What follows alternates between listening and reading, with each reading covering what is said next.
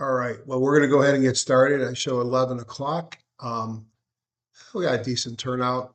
You never expect giant turnouts on 1 week notice Saturday programs. And there's a lot of competition today, but that's why we record them and post them. So thanks for joining. You might wonder, why am I doing this today and tomorrow? Because my wife is gone and my boat's getting serviced. So turns out I can't play golf because I've blown out my left shoulder. It's getting replaced in December. So might as well do videos all weekend, which is fine with me. It's what I like doing. So those who know me, excuse the next 2 minutes. Um, you know, this morning as I was listening, I always listening to Webby Rambles On by Mike Webster, which he posts in YouTube. And his topic today was very apropos to me because he was talking about trading while you work for a living, while you work full time. And that's always been my shtick. Um, and he actually started in the first 3 or 4 minutes and he said, gee, not having, it might actually be an advantage not being at your screens all day. And I agree. And I think as much as it seems like I slow trade and it's silly that you can't watch during the day because I'm busy. I think it protects you and it keeps you from making silly mistakes and that you can use stops to get in and out, which is what I do. So, but anyways, if you don't know me, I'm Jeff Scott. I am a cancer doctor. So, um, yeah, I actually will sometimes talk about companies that are interesting, like Revolution Medicine, which I talked about at the June meeting. It's had a nice run since then. Um, I'm a healthcare entrepreneur. I don't practice anymore. Most of biotech, pharma are my customers, so are a lot of payers. So I get a good exposure into the healthcare space. You may have heard my comments on was it Wednesday after Moderna went crazy, and LABU had the biggest one-day move I've ever seen, and I took profits. And that night I said, they're both gonna come down. That's what it does. And on Thursday, I think Moderna dropped 27%, which is its largest one-way drop. Now, the good news is, if you just looked at the weekend, you still thought you had a great weekend, Moderna, and you did. What I learned that allowed me to trade and went from being a hack to actually making money in the markets. And um, it's another good year this year, not as good as I'd like it to be, but way outperforming the indexes. Um, it's when I met Ian Woodward. So I'm going to talk a lot about Ian. Now, I don't know if it's my outlook having a hallucination or not, but I was just going through, and when you put a birth date in, the birth date never goes away unless you remove it, even if the person's no longer with you. And I think I saw that Ian's birthday is in the next couple of weeks. I'd have to go back and see which date it was. Ian R. Woodward's birthday, September 6th. Well, Ian was who changed my whole um, life when it came to trading or investing. And so this today is dedicated to Ian. This is not a sales meeting. Yeah, I'll give you an opportunity in the beginning, at the end, but 90%, 95% of this is going to be sharing with you some of the nuggets I've learned from Ian. So the words and wisdom of Ian Woodward. Um, you know, I don't have his accent. That was part of the coolness, is he had such a great British accent. And you take a sort of a tubby old guy, a tubby, balding old guy who had this great accent and great wit. It was wonderful. And I'm going to show you how I apply them to my daily approach to the markets. I'll show you things inside HTSI today. We're going old school, Edge Rater, and I'll show you how I've incorporated some of the things that I can inside. And it's going to take me forever to say Sweeter Trade all the time. So in Sweeter Trade and Market MRI Pro, and I'm going to talk about a little bit about sort of the glide path of what we're doing with Sweeter Trade as well. And then something I think I wowed people at the that Scottsdale meeting when I showed you how you could take HTSI, export an HTML file, run it in Edge Raider, and get something very difficult to read, in my opinion, an AI output of what he thinks the market's doing. And then you can stick it into a AI program, which you can get for free, and you can turn it into a video and a PowerPoint. And I'm not gonna say that I don't think Chris was doing that before me, but he started doing it every day after he saw me do it. In the HTS in the June Phoenix meeting. And I call that E and AI, and I'll talk about that when we get there. So again, Jeffrey Scott, if you've not met me before, and thanks for joining today. Anything, oh, I want to mute everybody. Hold on a second. Sometimes I do that. And then, let's see, used to be a button to mute everybody. If you're talking, we can hear you. I've got to figure out how I mute everybody. It's been too long since I've used this platform. I should be able to mute everybody. Well, I can't imagine they would have taken that out. I don't see how to mute everybody. Well, I'll keep looking for that in between, but please keep yourself muted unless you have something to say to the whole audience. If you're on the phone or anything else, please mute yourself. All right, so again, marketmripro@gmail.com. If you want to contact me about anything, I'll mention the Google group and the two websites. And I'm still keeping the Market MRI Pro, and I'm going to tell you sort of in my mind some thoughts about what to do with the separate versions of the program. I do these for education only. If I talk about a specific stock or what I'm doing, take that as education and just me thinking out loud, not investment advice. I've got an MD and I'm board certified in oncology and internal medicine, but I don't have any of those Series 7s or other things that would let me advise you. The intent of the video is to demonstrate my tools for top-down analysis and how I apply them. Trading involves risk. You are solely responsible for any investment decisions you make. I may own or intend to buy or sell any stock mentioned in this report. Trading stocks and options should be considered risky and should always consult with your financial advisors.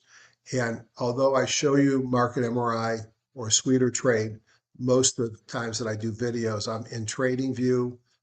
If you own either the app Market MRI Pro or Sweeter Trade, you're entitled to Trading View indicators at no cost. You just need to let me know. I do have an app that's got some unique characteristics in TradeStation, but frankly, that Sweeter Trade / MRI Pro's gotten so good, I'm not using that app as much.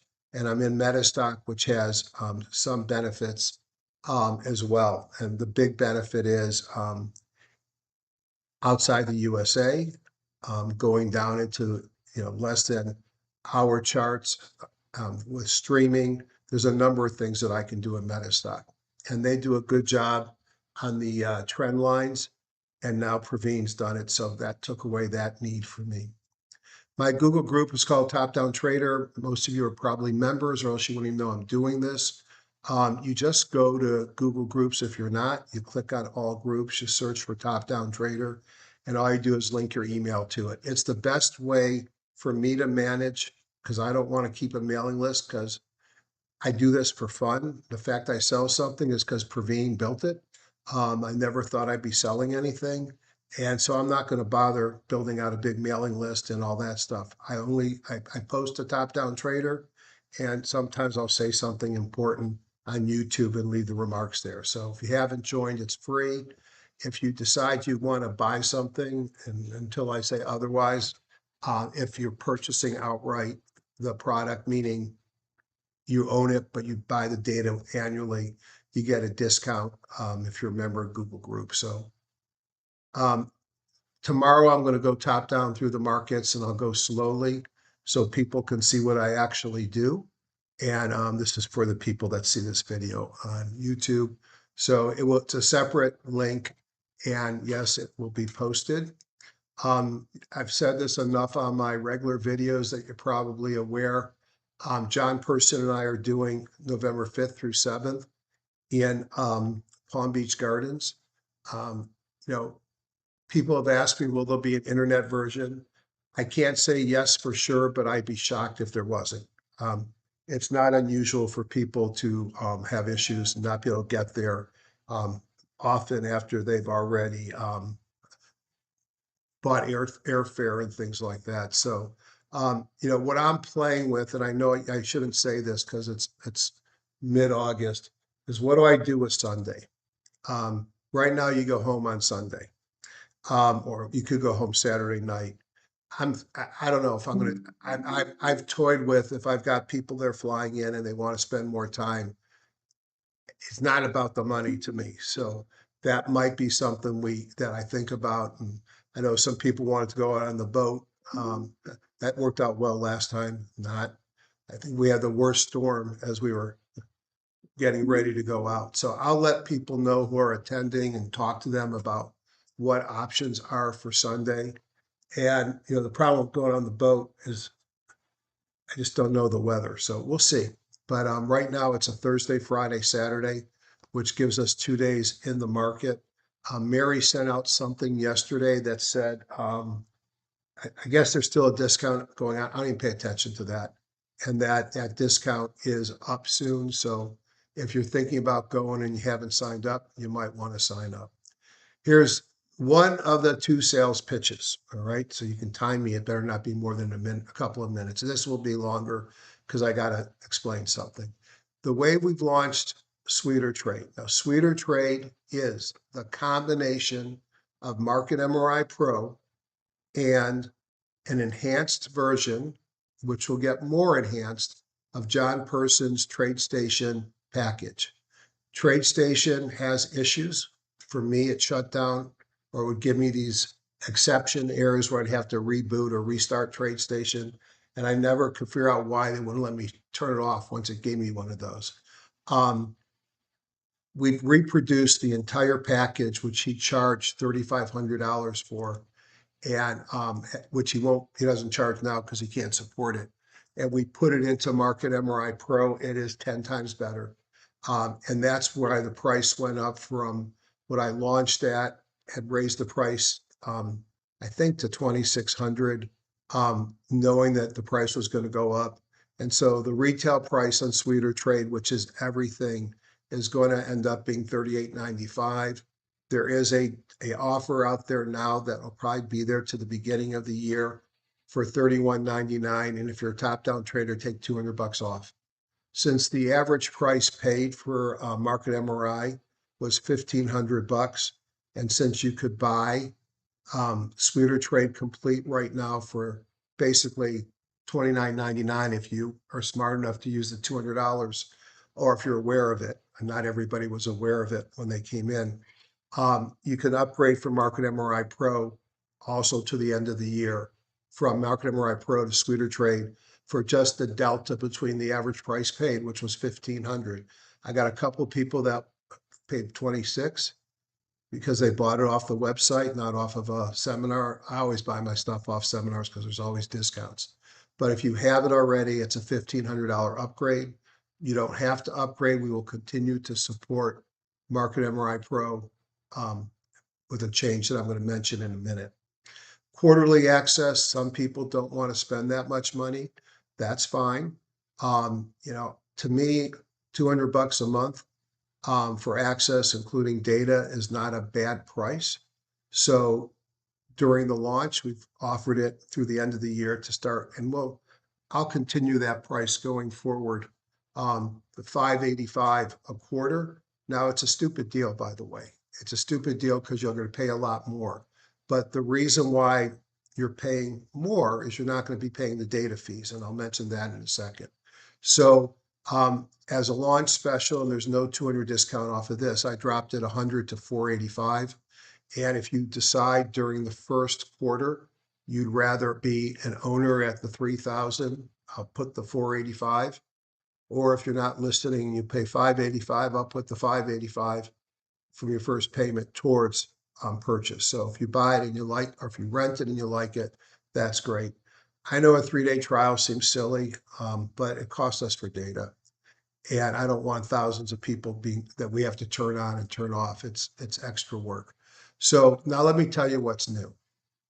I'm going to talk about philosophy. I think that I should have left a basic version which is just the Market MRI Pro, and left that out there at the $19.95 list price versus the $38.95. So until the end of the year, I will let people come in at the grandfather price for the base version. The base version will have everything you see today and everything you see on my videos, but it won't have any of John's stuff. The only thing that you might see today is if I show you how I look at stocks, you'll probably see the PPS indicator. That's not included. That would still give you grandfather rights to pay $1,500 more if you decide to get the full version.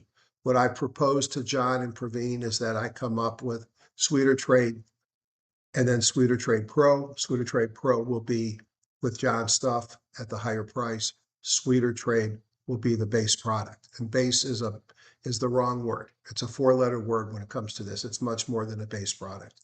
The other thing is, if you are currently using Market MRI Pro, the plan is at some point for us to migrate you to that base version. Zero difference in functionality, but allow us to only have to support one skin, and that it's a lot easier for Praveen because we can, on the administrative side, we can turn off the rights to John's stuff, and so you'll see that no change to what you do. The data costs money. The first year the data is included. Every year after, if you're in the base version, it's $495, and if you're in the John's version with the enhanced, whatever we call Pro Elite Enhanced, it's $895, and there's a data cost, and it's more money than you probably would believe when you look at what data costs as an individual versus an enterprise. So that's the sales pitch. All right. If you are thinking about going in and you want to try it at the $1,500 for the original product, you got to email me because there's no link. And if nobody emails me, and that's fine, it just tells me there's no need for the product at that level. If I see people are interested, then we'll probably build out links for that on the site. And anything I talk about for more information, marketmripro@gmail.com. And if you have any trouble with installation, Praveen will get you at coding@marketmripro.com. And consider joining the Google group if you're not there. So a lot of you know this, but I'm going to just go back. This is about Ian for the rest of the day. Hey, Kathy, good to see you. My trading goes back to when I was a resident and a fellow, and I dibble-dabbled. Sometimes you dibbled and got lucky. There was a small company called Amgen, and I remember was it 87, 86, 88, all these reps that sold HIV drugs for Girls Welcome approached me and said, have you heard of Amgen? They got this new drug called Epigen, and they're building cancer products. And I bought some Amgen. Of course, I was a fellow, which meant I made $18,500 a year, and thank God I could moonlight. But that was a good buying Amgen early on. That made me think I knew what I was doing. That was a mistake. So I went out into practice in the mid to late 80s. I thought my quote, and I'm joking, superior intellect, unquote, as a doc, was probably a little arrogant in my head. Not probably, I was. I thought that's all I needed to succeed in the markets. And my arrogance led me to blow up several small accounts. Why? Because I relied more on tips from other doctors who turns out they knew nothing either, instead of charts. I subscribed to a company called Telescan. That Telescan was incredible. It was to date as good or better than any program I have today. It was before we had the internet. You had to come in via AutoNet. It was slow as molasses. It was using the phone lines. But more important, I went to a live seminar around 1993, and they had this friendly, chunky, bald guy with a British accent who just mesmerized me. And his name was Ian Woodward. And that he did some speaking around the country on behalf of Telescan. And he ended up in Atlanta where I practiced. And I basically took the day off, spent the day with him in Atlanta, and I was hooked. Ian's trading foundation was built upon canceling. That's William O'Neill.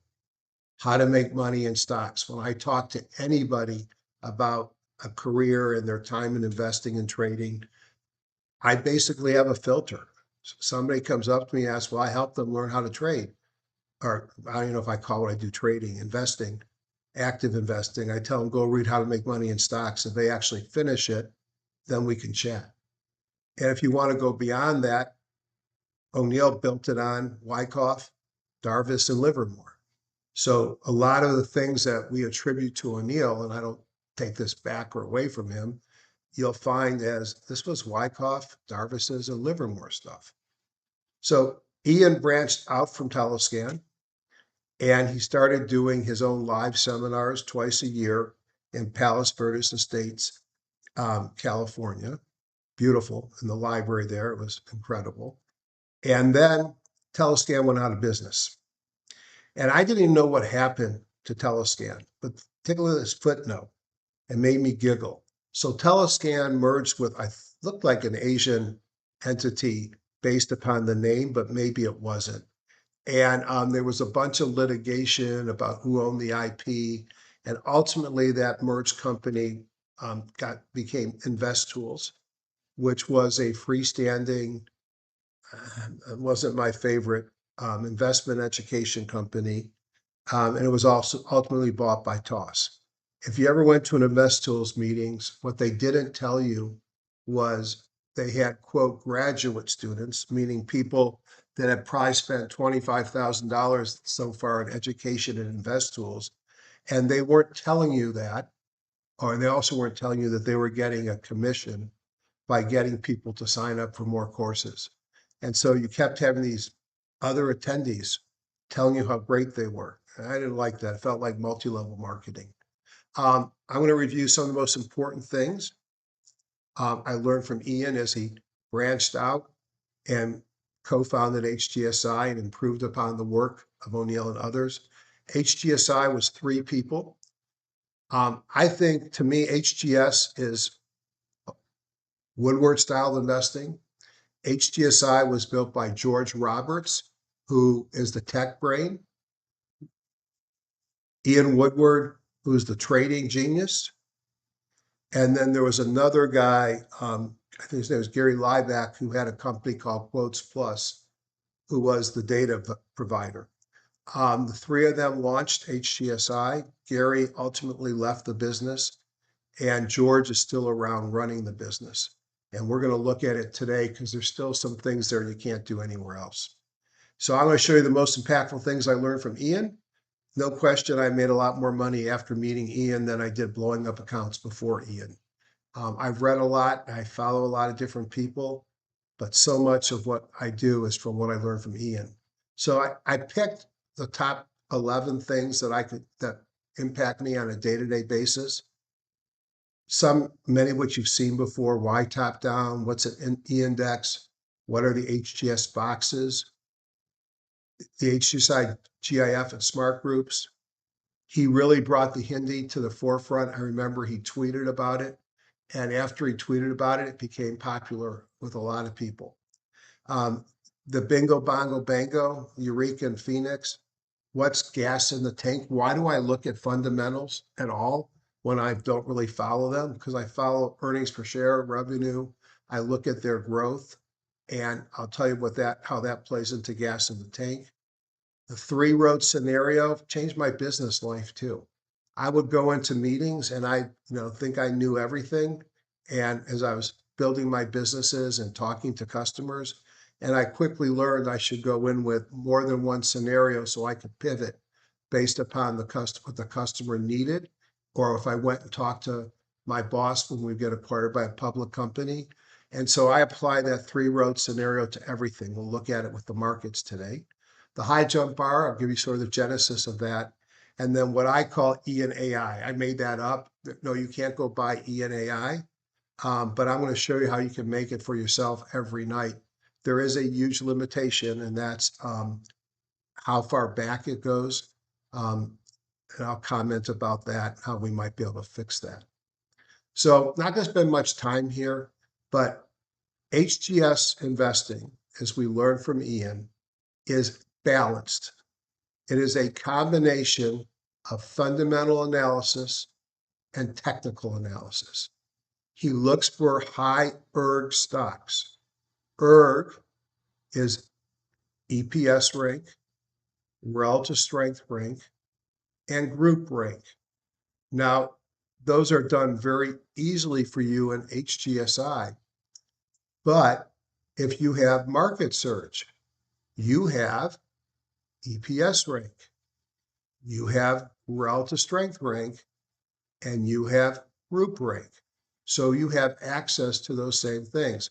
I believe the composite rating is a blended rating that probably includes the various relative strength types. But high composite ratings or high scores are the high growth stocks that we like to identify. On the technical side, he was pretty simple. Well, no one will say simple if you watch the charts, but it really was about moving averages and chart patterns. Moving averages and chart patterns. I never saw him go into anything in the minutes or on the hourlies. I saw him spend his time, and I spent time with him at meetings and at his house. I saw him using daily and weekly charts. Why are there no intraday charts on HGSI? Because the master of HGS apparently didn't use them. And he looked for simple signals. He wanted the shorter term to be above the intermediate term and above the longer term. And that's showing you, and if price is above all of those, that you have an uptrend of a duration. And if you're looking for buy signals, when to get excited, he talked a lot about the 17 going through up through the 50 as a buy signal, and the 17 going down through the 50 as a sell signal. Now, there's a guy, Rick Sadler, who learned from Stephen Bigelow, and he uses an 8-day EMA and a 4-day EMA. And they've done some work looking at those crossing. Well, that's too fast for me. The 17 through the 50 for my style of trading, which is after hours and not during the day, worked out fine. And then chart patterns. And Bukowski is probably the king of chart patterns. I'll try and remember to show you what tight is. But a tight chart pattern does not look like this. It looks like a line with little changes. And tight is better than loose. All right. So we look for tight chart patterns that are close to their old highs. One thing about Ian's style of trading was he was not about buying things really low and hoping that they go higher. He would buy things that are high to go higher. So buying strength, not buying weakness. And then his favorite pattern was a cup and handle. Clearly that came from O'Neill, but then he improved upon it by finding early buy points is halfway up the right-hand side of the cup. It was funny today during Webby's, it was either, and I should show you this. All right. I'm going to do a quick audible. I don't think there's anything you're going to see here that's nefarious. Let's go into this. So Webby today. So if you go into subscriptions and you look up Mike Webster, it's called Webby Rambles On. This comes out every Saturday morning, and they're usually long, 2 to 3 hours. They could be him just talking. So today he was talking about what do you do if you have a full-time job? Last week he talked about strategies for market turns. He's recently done a lot of interviews of other smart people. It's great because some of these may turn out to be actual market wizards in the future. Steve Sweats is a fan favorite. Then they'll look at examples of great moving stocks in the past. I hung out with Minervini, definitely a current market wizard. He talks about his new indicators that he's built. Power trend is a big thing in his world. So all these things, T.A. Plott, who's a active guy on X, can't say Twitter anymore, Jeff, who unfortunately has advanced cancer. And this was talking as much about dealing with that. James Ropel, the perma bull, um, O'Neill, he idolizes O'Neill, and what he does is O'Neill. Matt Caruso has talked at our meeting. So there's so many here. I've downloaded every one of them and I watch every one of them. I know, Steve, you like this stuff. I hope you've done it too, but there's 80 some of them. And the funny thing is, here's Livermore. He'll talk about on his web and on the video. He'll say, yeah, if you go back to, I think it was 57 and 58, I was talking about dirty volume. He knows everyone by number. It's hilarious. And the other thing I wanted to point out, and these are all free that I'm showing you. Investors Business Daily does some things that are really, really good. So let me just show you my favorites. And these are free on on the YouTube. You just search for Investors Business Daily. Every night they do a review. I really like him when this guy who doesn't look anything like that anymore, because that's Webby. Webby typically does Friday. He has been traveling a lot, so he's not been around as much as I like him to be. I guess he gets to have a life too. There's a couple of things that come on a regular basis, but not um, every week. So see if I didn't know where they sat because I always get them the day they come out. So let's see if I can find it. Here's one. Early in the month, Swing Trader is one of their paid services, but Webby leads a discussion on Swing Trader. He will talk about the current market. He will talk about what's leading. He'll tell you what he's doing. And in Swing Trader, which is a service that they sell, obviously I'm not affiliated with them. He actually can't take the trade, or if he's in the trade that they recommend in Swing Trader, he has to sell it, put it out there, and then he can buy it back afterwards. But he does a great presentation. It's a dialogue between the two of them. And then James Ropel, who I think extremely highly, enough that I pay for his monthly service because I like listening to his videos. You have to know the person. He's a bit of a permabull, but he puts a free hourly video once a month on this as well. So those are highly recommended by me, and other people I talk to love it. Other things that we're going to talk about, boxes. Boxes. That's the fundamental story of Ian Woodward right there. Boxes. And then the O score, which I don't think I can reproduce. I don't think anybody can reproduce unless George Roberts tells us the formula, and I wouldn't even ask, is a way of combining quarter over quarter earnings and revenue and year over year earnings or revenue, and he gets a score.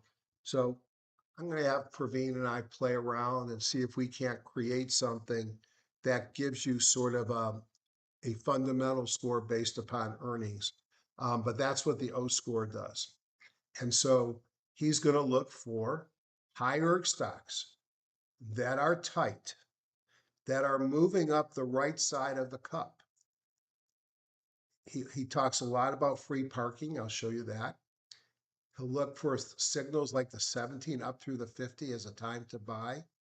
And he wants to be finding these in stocks. And we'll talk about the boxes and the O score. And so this is Ian in a nutshell. So a lot of the things we're going to talk about come from this page. Top-down investing if you've seen me before, you've seen this before, so I'm going to go quick. Um, Ian had his monthly meeting. He had twice a year paid meetings. The monthly meeting was he just paid for the room, was just a get together. And every month they pick stocks, and retrospectively they would look back and see performance based upon the type of market. Um, I can't tell you what kind of market we're right now. It's hard to day to day. I'm not sure which of these two we're in. We're definitely not in a strong market, I can tell you that. We're not in a weak market either. So we're in a mixed market. So retrospectively, I'm going to know if we're about to enter a bear and it's going to turn out this is mixed weak, or if we're on the way to new highs and it's really a mixed strong. So that's why retrospective. And what they found was massive moves in the first month in a strong market, massive moves to the downside in a weak market. And these are super smart people like Mike Scott, who you'll will see from time to time. Um, and I'll see him at the San Francisco meeting, sitting in a room, Robert Minkowski, really brilliant people, and picking stocks. And we didn't change the people, we changed the market. And you could see two things, three or four things actually. One, great stock pickers still suck in a bad market. Number two, if you get a huge move, take your profits. Things revert, there's a reversion to the mean. Hence why my comments on Labu and Moderna. And I didn't wait to the next day. I did a glance at the market. I saw that. I took off pieces. No one goes broke taking profits. In a weak market that's mixed, which is what we're at today, you might see your losses get better over time. But if this turns into a bear, and especially a bear market in a recession, your first loss is your greatest. Don't sit there. Sell, take your money off the table. I think of 7, 8, 9.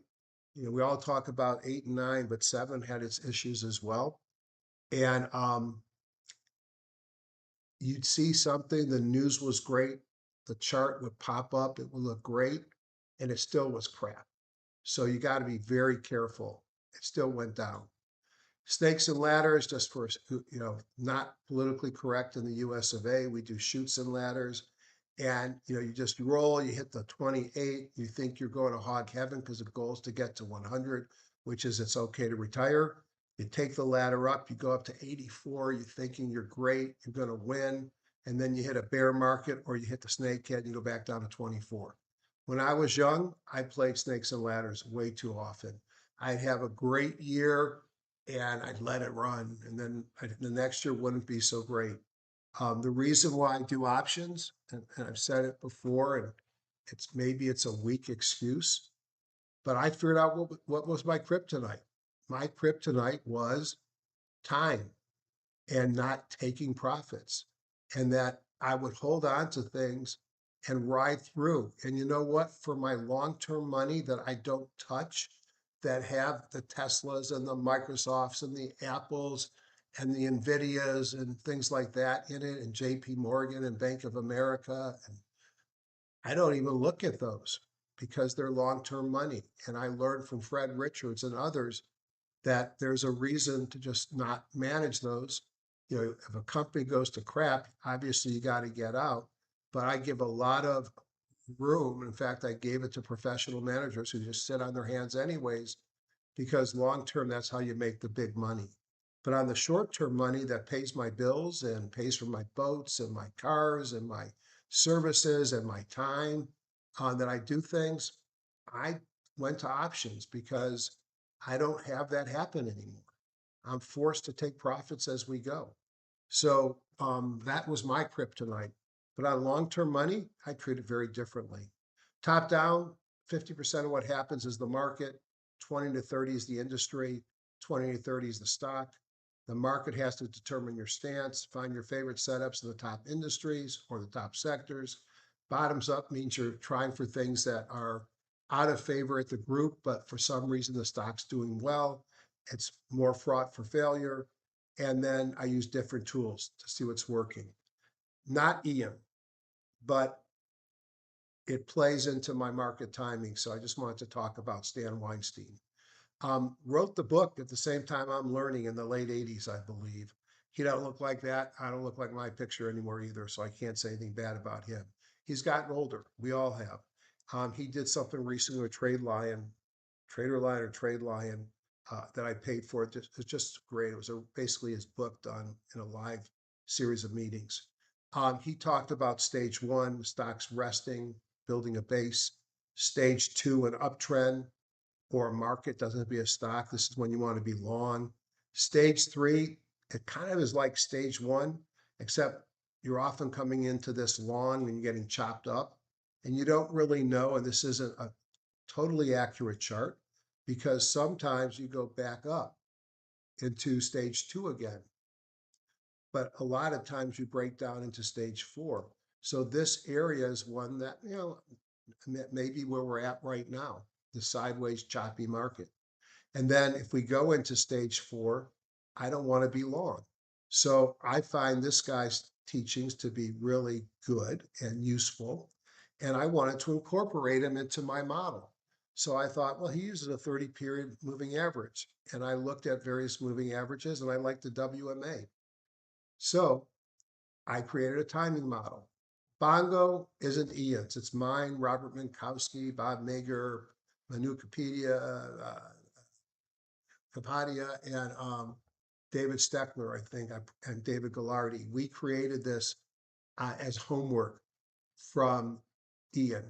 And so you've all seen it before, it's in the program, but basically it combines price and a moving average and three different Wilder RSIs. And to turn positive, you have to be negative. And then on a single day, both the 9-day, your price is above the 9-day simple moving average, and the 8 period is above the 14, above the 19. To turn negative, you've got to be positive, and it's the first day that the two opposite things happen. So that's my trending indicator. So we created a timing model. I created a timing model. And we talk about it every night in the program. And the timing model, just going to grow it up size because this is an important part of being top down. I didn't have this with Ian. I would have been proud to show Ian. Is by when you just look at the bongo and we're looking at a weekly chart. Let's look at a weekly chart. When I just look at the bongo gets a lot of hiccups. And it's fast, not super fast, but it's fast enough. I don't want to be whipsawed out on just because there's a bad bar. So I use Weinstein's 30 period WMA as a filter. So the first time that I close below the WMA and my bond goes red, it tells me it's a sell signal. And then the buy signal comes in the first day that the bongo is blue and I close above the WMA. It's very simple, very simple. And I use it. The weekly tells me what is the dominant trend. I don't short the market when all four weeklies are green. I thought about shorting this week, and I sure as heck glad I didn't. This is a hard week to be long or short, right?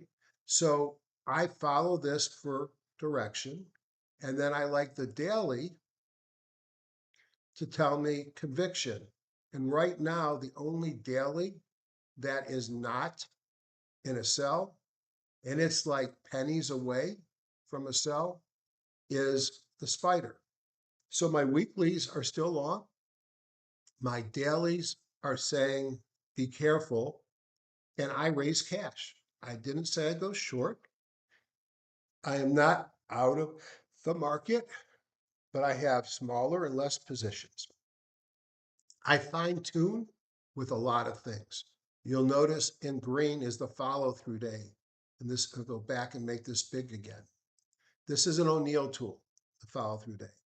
And on the spider, I thought something we closed, but oh, that's right. The follow through day is this is the 21st. That's the 4th. Let me get my bearings. Yeah, this is the kind of follow through day. At some platforms, they didn't give it a follow-through day because of the volume wasn't enough. But we designated this a follow-through day, and that's why you see the green FTD below it.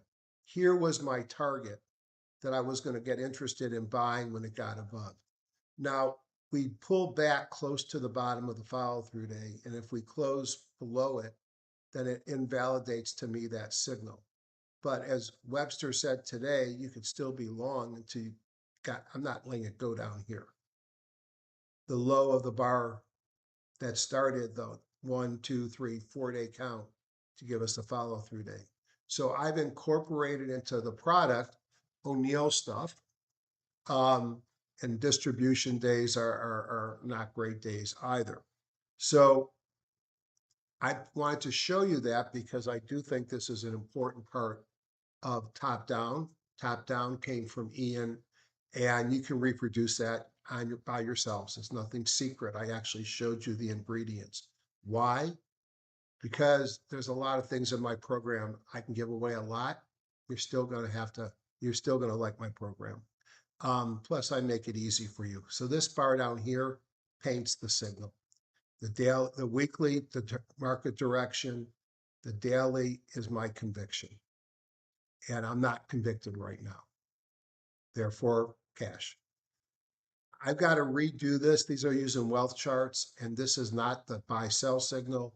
This is the bongo. But if you look at these charts, you will see that if you require a close above the WMA and the bongo to be red, to be in or the bongo color to be in the same direction, that once you got it, a lot of these little moves up here occurred when the bongo was red and doesn't flip you into a whipsaw.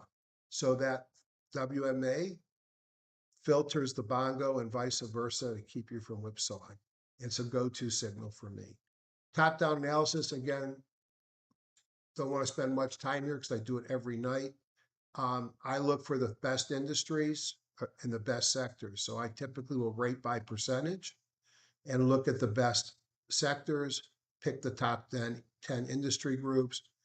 This gives me the stocks, and I start with 5,000. I don't start with just the S&P 1500, which you could. You can pick on the top here, which actually it's in the next one. No, it's in here. I cut out the top row. You can pick which index you want to look in. I like looking at all stocks. And then I have various methodologies of ranking them. Boxes are coming. And if we can figure out O-score or something similar, a fundamental score, that will come as well. I also like ratio charts. Again, never heard this from Ian or anyone else. Well, I heard it from others. Ian didn't talk about it. It wasn't a capability. But all we've done here is taken the sectors or a Bitcoin ETF, and we put it in a ratio chart versus the spider. And it's raw. There's no moving average. And we know that things that are popping are outperforming, and things that are dropping are underperforming. And it's no question right now it's about Bitcoin, materials, and energy. With financials holding up okay as well. And healthcare, this is where the money is. People have asked me, but Jeff, you never use intraday charts. Why is this an hour chart? Because it was too quick on the 5 minutes. It's an hour chart because I want it to be leading me and showing me what's happening during the day than to be a little bit more lagging. And it seemed like the hourly was the right mix of leading and lagging. I may from time to time flip to a weekly or even a monthly, but typically I like the hourly. And it's in the program. You can create your own ratios, but these are built in, the same thing I'm showing you. Ian's Leaders Index. We've done as close to building this in as possible.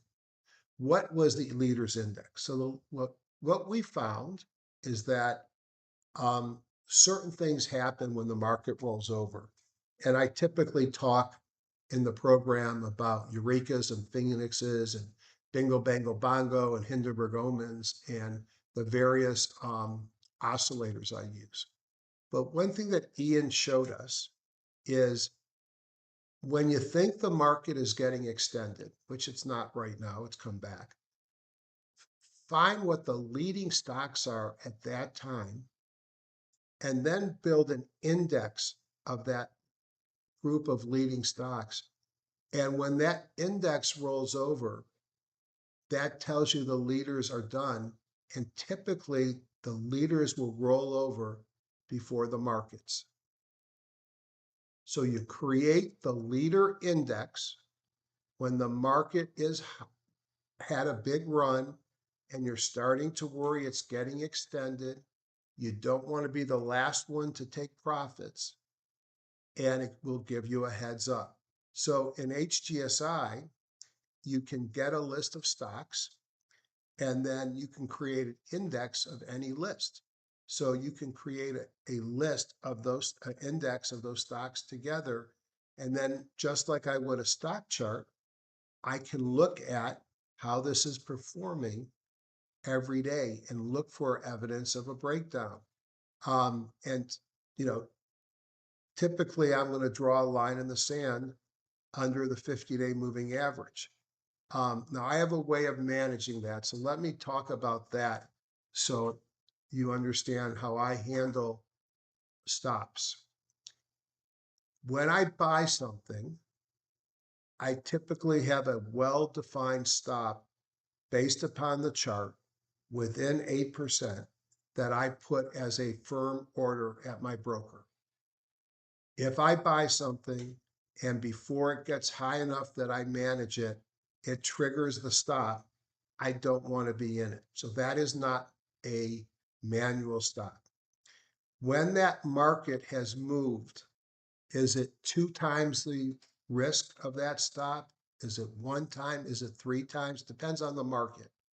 But when it's moved, the amount that I, in my mind, have already predicted is where I want to take profits, I will take some off and raise my stop to break even.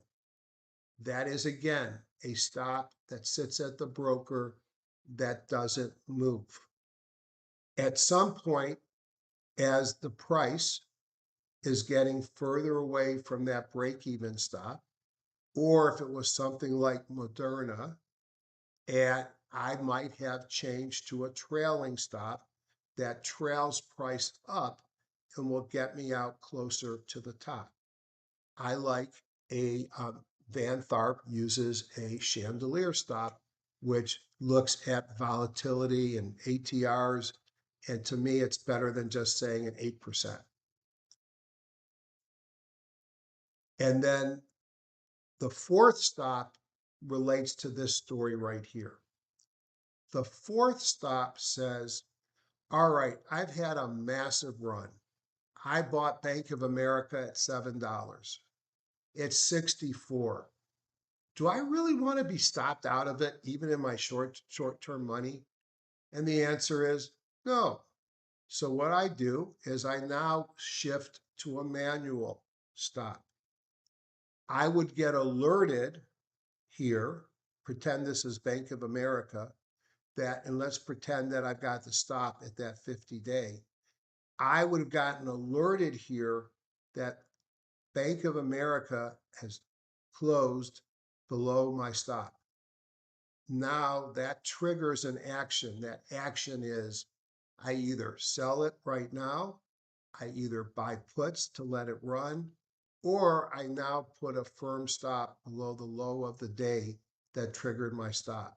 It would not have helped me here, but how many times does your stock sell off because the market sells off? And then you get stopped out, and the next day it gaps up with the rest of the market. And by doing that, requiring it to trade down below the low before I get stopped out, the worse I'm going to be is the low of the prior day. So same thing on the leaders index. I wouldn't have given up on this, but I would have wanted to see what it did the next day. Now, within our product, Sweeter Trade, what Praveen did is he created the ability to create an index. If you have a list of stocks and you highlight this entire list, it will create an index of your list of stocks. So for example, and I've never done this, and when you do something you've never done, I'm just curious, what would happen if I took a short list of contra ETFs and it's going to update those momentarily in price, and I made a chart of the contra ETFs. I bet it's going to be really ugly.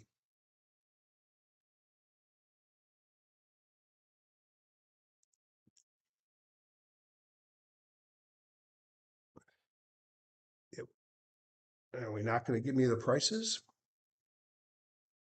Force me to do something different. All right, we'll come back to that one. Let's go to, we've been working a little bit on that. So on the, I make a lot of user lists and I wasn't happy with it. So I've asked Praveen to do some work on it. So go back to the impulse list. If you watch my videos, you know that I think on one of our live mentoring, we created rockets in flight. And I went through it. I created it. I showed you why I did everything. And this gives me a great list. In fact, if I was to take this list here and make the chart, which is right here, filter with that little box in it, or whatever, a file with the box. And it takes a while because there's 209 charts. This is a pretty good leaders list. Does your portfolio look like this? Mine has not, mine's probably stuck doing this. So without even looking at the stocks, I created a list here. Now, there's a way then, let's see, I could go here. See, do I have one? I don't. Make sure this is empty. Okay, it looks empty. So let's go back here and go to the impulse. I could take this entire list and move it to its own list, which we call rockets. It's one of the things that we're working on improving. Sometimes it works for me and sometimes it doesn't. Okay, it did. And now this list will not change. So I will be able to link, Ravi, you can make it yourself. You should have the filter. But I'd be happy to share the list. But now I could come in every day, highlight the top one, scroll it down, highlight the bottom one, and click it here with the green box, and it will give me this chart. So I don't think that's the right way to do it. I think the right way to build this list is to maybe take the rockets and go down the list of rockets and find which ones are leaders. And I'll take that one, which ones have gone from the lower left to the upper right. And those are the type of stocks that I want to put in there. I don't want things that are, that's a leader. Fully Toledo. Oh, by the way, when we talk about tight, got a little loose here, but this is what tight is. Leaders are tight. Question came in about managing the option stops. I'll use it on the stock, not on the option. And that's because the bid and the ask is too wide on the options, the volume's too low, and I'll be stopped out of everything that I don't want to be stopped out of. All right, so that was the leaders index. Now the boxes. When we get a confirmed uptrend, so we've been in a downtrend, and the deeper the downtrend, the better. I will start to build my boxes. And when we get a buy signal and the market has gone up for a few days, I'm going to start buying box stocks. So what are box stocks? Now, when I show you what box stocks are, you're going to say, oh, Jeff, I would buy box stocks every day. Okay, I don't disagree, but the outperformance occurs at the bottom. Here's the boxes. There's 11 boxes. On the left, we're looking at annual earnings growth for 5 years, 15, 25 to 50 to greater than 50. On the top, we're looking the last 2 quarters. Okay. What are we growing the last 2 quarters? Box one doubles in 1 year. The law of 72. So if you're growing over 72%, you are going to double in 1 year. If you're growing at 36%, you're going to double in 2 years. So that would be this guy here. If you're growing at 24%, 72 divided by 24 is 3 years. You double in 3 years. So the highest growth group is 1. My favorite over the years is box 7. Box 7 is a group of stocks who have really good earnings now, but stubbed their toe sometime in the past 5 years, and therefore they didn't have as great annual earnings. Sometimes these are the best. Consistent turtles, most of which are gone. Ian used to call them mattress stuffers. Gillette was one of his mattress stuffers. They pay dividends, they don't grow much, and they don't drop much during bad markets. And box 11 is cash. You could see how old this is, 1992. Let's look at some data. Again, just another picture so you could see what's in a box. We program the boxes, they're just not put into the program yet, so they'll be in this coming week. 9-box matrix. Ancient times, it doesn't apply anymore. I have one word with 2 syllables. Bullshit. It still applies. It applied last year. All right. If you look at the 9 boxes, forget the mattress stuffers because we're looking to buy things that are going up a lot, and forget cash because cash isn't going to go up a lot. In 1992 to 93, he built the boxes. These are the stocks that had annual earnings, 2 quarters of earnings. Boxes are populated manually. If you bought on September 11th and you sold on February 12th, October, November, December, January, February, 5 months, 59% return in box 1, 47% in box 2, box 5 double in a year, 55%, in 2 years, 55% return. You saw pretty good returns. This is nothing. It's going to build. 98, 99, you need a big bottom. We had one. Same thing, the boxes. These are some of the stocks that were in the boxes. If you look at October 15th to January 22nd, November, December, 3 months and a week. There were 190 stocks. He just put 27 in. You could see in those 3 months, 3 months and a week, box 1 on average, more than just the top 3, 94%. Box 7 on average, 102%. The average stock of the 190 box stocks was up 67% in 3 months.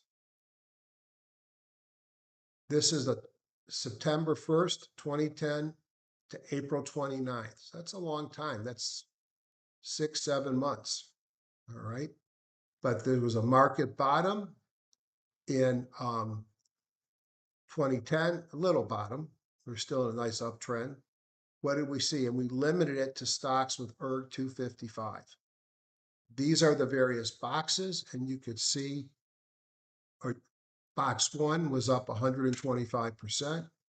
Box 9 were up 50%. And if you look at the breakout, you could see that the regular old S&P 500 was up 24%. That was a massive move for 9 months because you're coming off a bottom.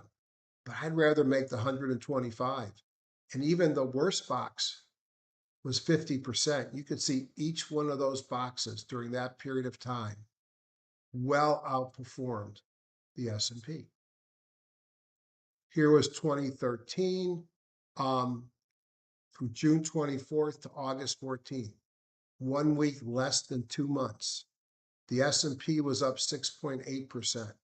So it's a very short period of time, but box, you look 4 and 5 led, 31%, 27%. But what's more important, the average box stop was up 16% in these less than 2 months. The index was up 9%. Actually, hold on a second, that's wrong. The index was up 6.8. So the worst was 9.1, the best was 31% in less than 2 months, from 1.5 to almost 5 times the S&P. 23, November 6th low. HGS boxes as of 11.6. I used a minimum ERG of 230. And you could see performance here by box. S&P was up 22. Not every box worked. This was an abnormal period of time for boxes, but some of the boxes really did very well. And then I got to show you 25s. I couldn't find it last night. So when you're in this deep despair in the US markets and your portfolio is toast, you've gone to cash or you're sitting every day wishing you were in cash, and you never think it's going to get better, it's going to get better. And if you want to make your money back, you do it in the boxes. Now, let me show you magic. Magic. The reason why this program does not have millions of users, HGSI, is not because it isn't the world's greatest program. Earnings filters to look for a degree of earnings, Randy. Why not? We've got the earnings, we can do that. I'd also like to filter stocks that have earnings within X days, so you don't buy things that you don't know about having earnings. This is the best program known to man. Notice it's not my program. Here's the problem. You open it up, that's what you get. So unless you were in those classes with Ian, it's hard to learn. But I'm going to show you where the sausage is made. You'll notice I don't just tell you I use it. You see the date. That's this week. So I'm already building my watch list for this week. So I have, we'll talk about smart groups in a second. I have a number of my own scans that I bring in from TradeStation, from IBD or MarketSmith. But I'm going to go to all securities. We all got all securities. All right, they've got 13,199 now. Then I'm going to open up a warehouse, and it says archive. One of the beauties of HGSI and why when we go to the E&AI story, you'll see us use HGSI, is because I can create a spreadsheet that can contain everything I possibly want. And by the way, not just fundamentals. It has fundamentals such as the rankings, the O scores. We can find in here somewhere there's earnings, there's price change, but the boxes, your volumes, DASINs, crossovers, whatever earnings do. So what I used to do, and shame on me because I stopped when we built our own product, is I used to take a dump. Oh, that sounds bad. I used to dump the data to an HTML file every day, and I stopped doing it. Now I'm kicking myself because that's the challenge I have with E&AI, which we'll show you.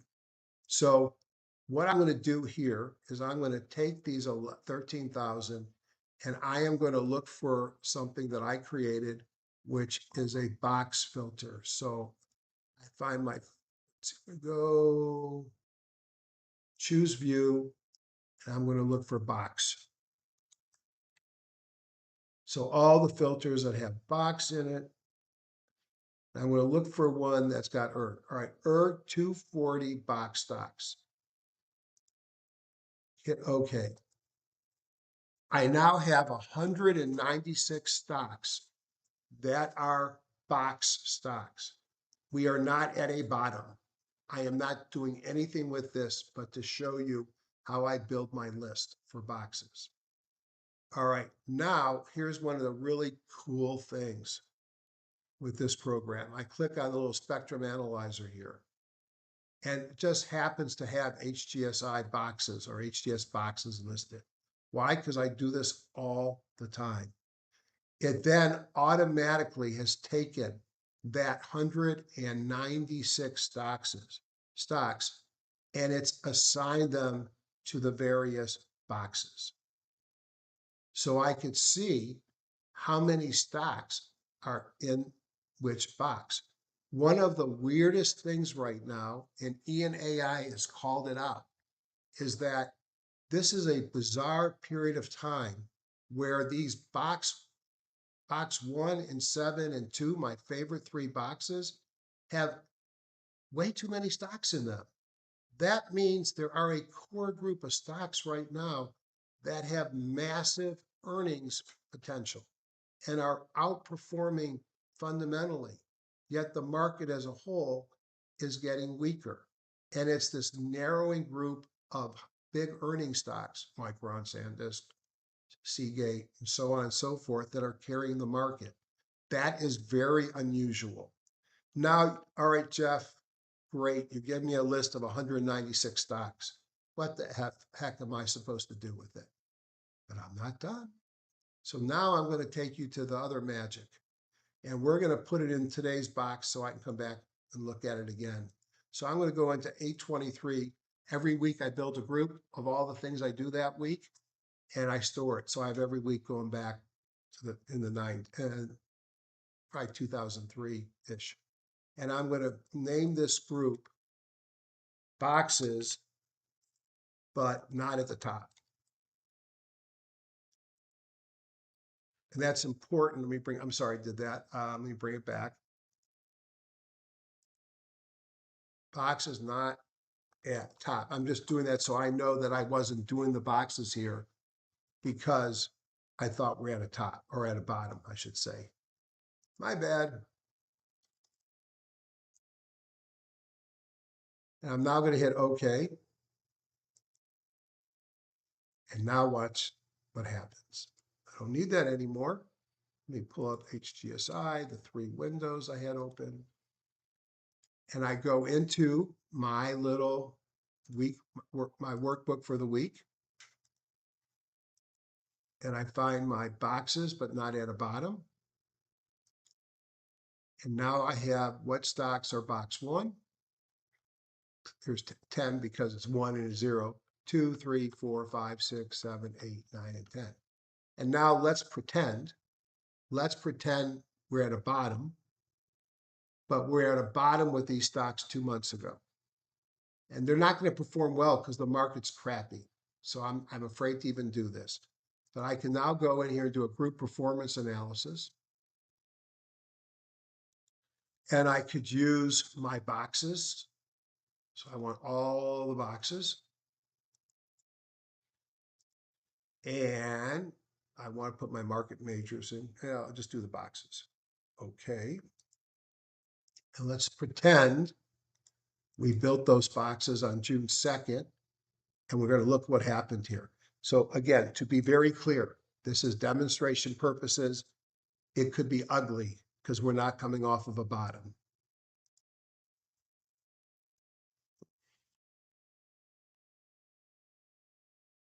As I said, best program ever made, but no one knows how to use it anymore. There's a handful of us that are Uber users. Some of you are on the call. And this just shows you that since that period of time, in a bad market, not a bad market, but not in a great market, the S&P has been incredibly flat, 0.8. And you could see some of the boxes. And you know what? Well, we've had rotation, right? So 6, 8, 9, and 10, which were not the strongest boxes, 39%, 31, 24, and 12. This is rotation of the weakness up there. But you could see it tells you start and stop date, performance by box, and it tells you what each stock was in the boxes and how they performed. And you notice in a market that has been relatively tough, we got a lot more black as we go through than we have red. So I tell you, I thought so hard about buying this program or asking to buy this program from George Roberts. And I still think it is because I just think it's the best program out there. It's just too hard to use. That was boxes. Smart groups in GIF.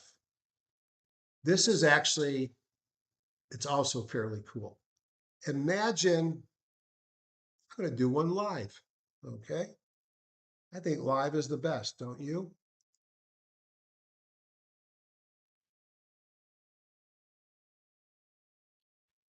Here is my group of my favorite lists that I created, long and short, for Monday morning. Would it be interesting to see if there were any stocks that were in a lot of lists? And if these lists that I'm going to select are only my bullish list, I would think that a stock that's in a lot of bullish lists looked at for different criteria might be a really good list or good stock. So let's do this. It is called the Group Inclusion Report. So I'm taking today, this coming week, and I'm going to pick the list that I want to put in this report. So I'm going to take out the bearish things. I'm going to take that out because that's bearish. I'm not using the boxes. I haven't done a buy watch yet. I haven't had time, so those things don't count. These are just list of lists. We don't care about my holdings. Ian Woodward's list, my favorites I already got, but let's see if there's anything else I want here. How about consistent earnings, high performing stock, okay. And then down here, we close this. I'm going to pick IBD ready is a subset of watch, so that's not fair to give it. Most recents I'm taking out. I'll show you why in a minute. OT cells are out, Trilogy cells are out, trade station cells, weekend bears, and LCDs. So again, the hypothesis is each one of these is a list of stocks. And a stock that shows up on a lot of lists might be better. And guess what? It is.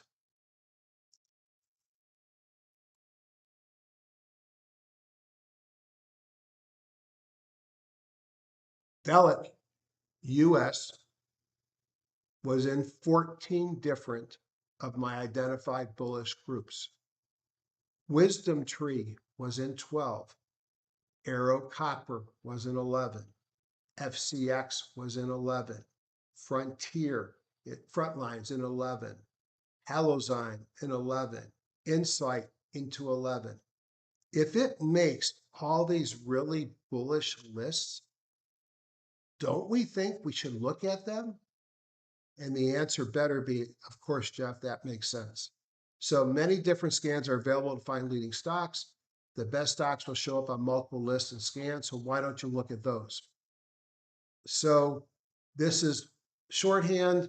And what I wanted to show you is that most recent. Every day, Ian calculates, or the program calculates, these things that are called the smart groups that I showed you. And let me bring that back. And under smart groups are some things that are pre-made that we do, that it does it for you, including some of my scans and Ian's scans. And I look at some of those, but what it does, I mean, who else has this? Nobody. Top 50 and option volume. What it does is every day it looks at all the bullish scans and it tells you which stocks, the top 50, are the stocks in the majority of the scans that are bullish. So it does the work for you. So sometimes when I don't have a lot of time, I'll come in here, I'll get the most recent, it updates intraday, by the way, take that text column, and I will go into Sweeter. I will probably need to make a new one.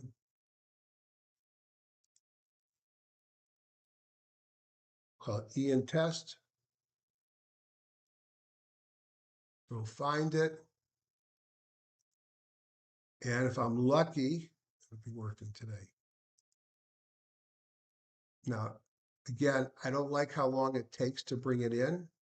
And I'm using a beta version, so it may or may not have the fix in, but that's going to bring the stocks in here. When I come back later, it takes way too long, and I know that Praveen's working on it.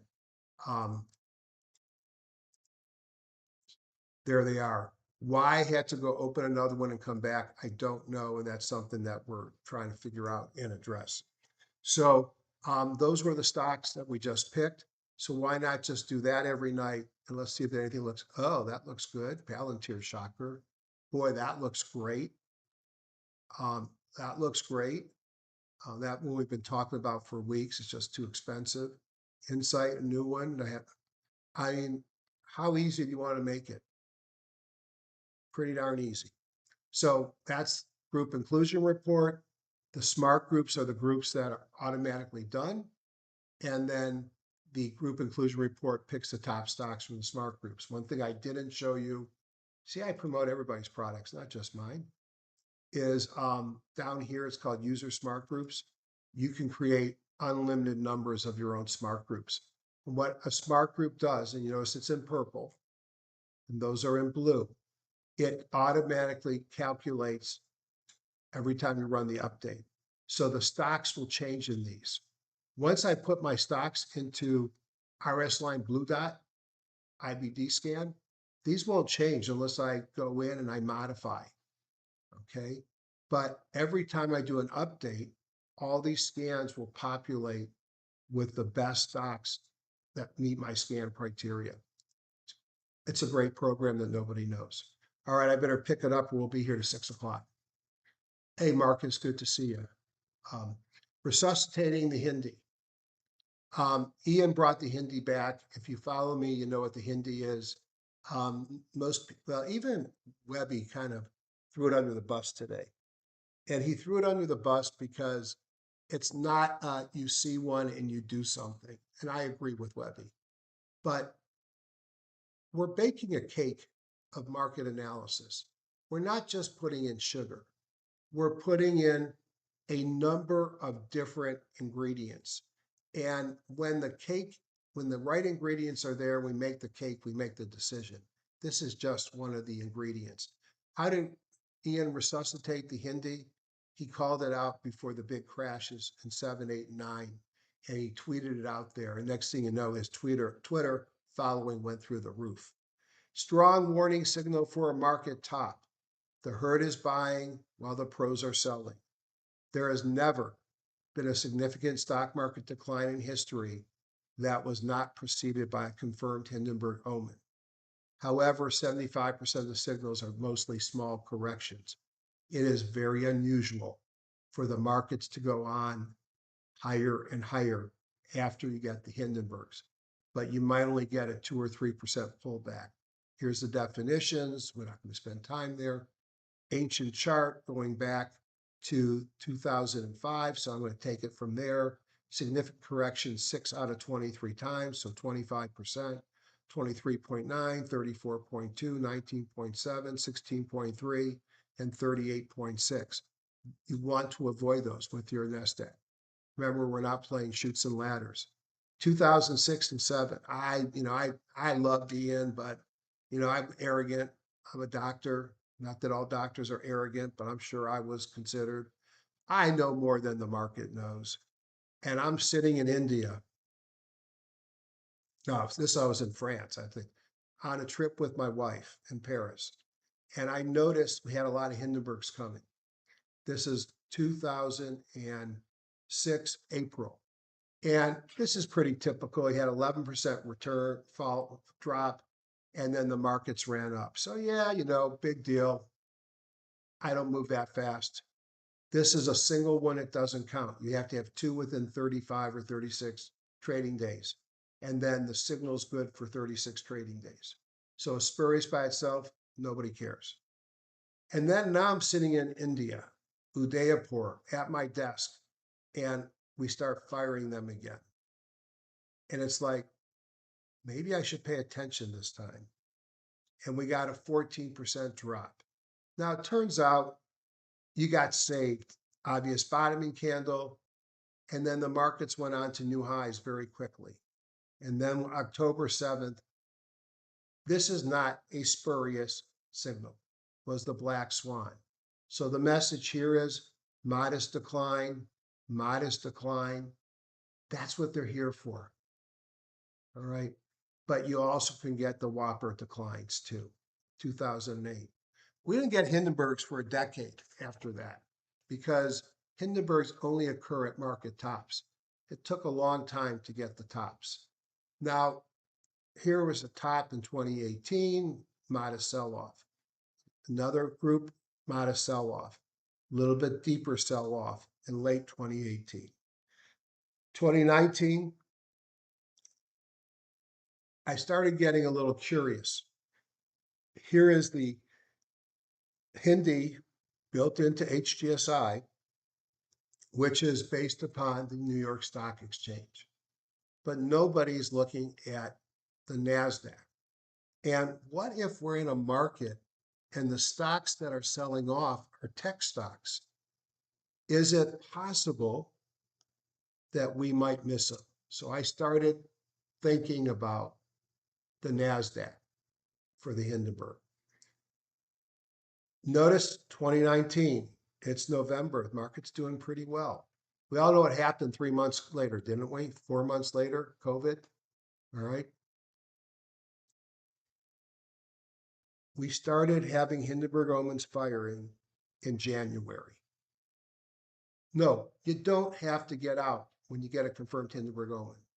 But if you start breaking moving averages, and to me, the 50 is once I break, I'm out after Hindenburg if I'm still in. You got to get out. And then you had the COVID crash.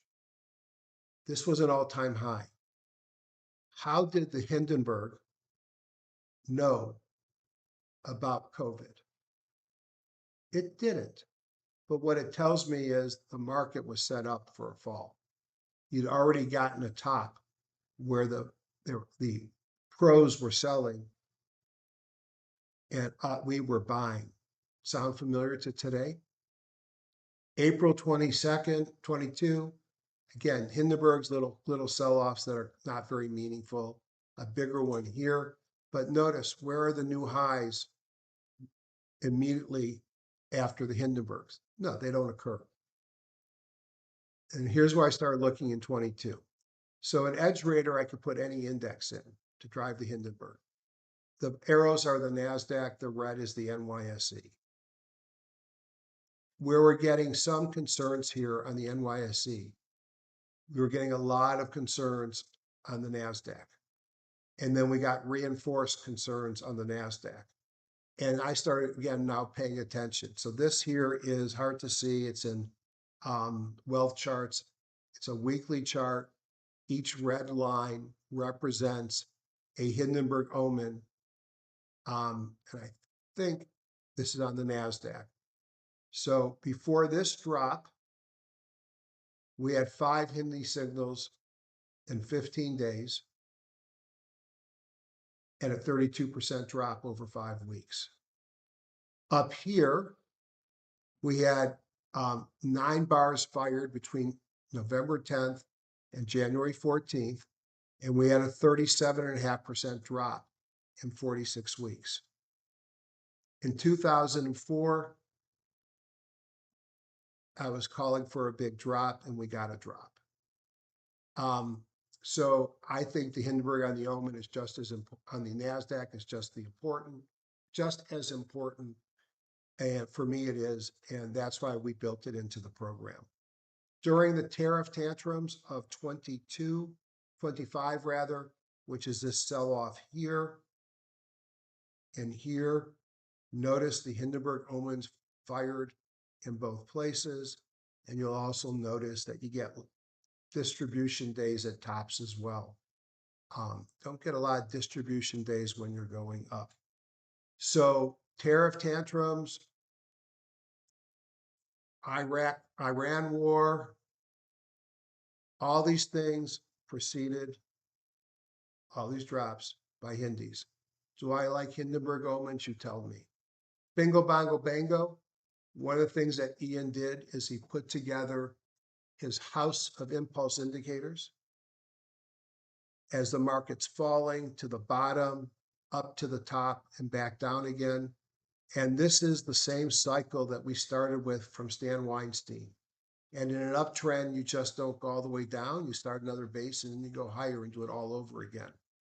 So Ian's suite of tools and the bongo that I created are how we map out where we are at a given time.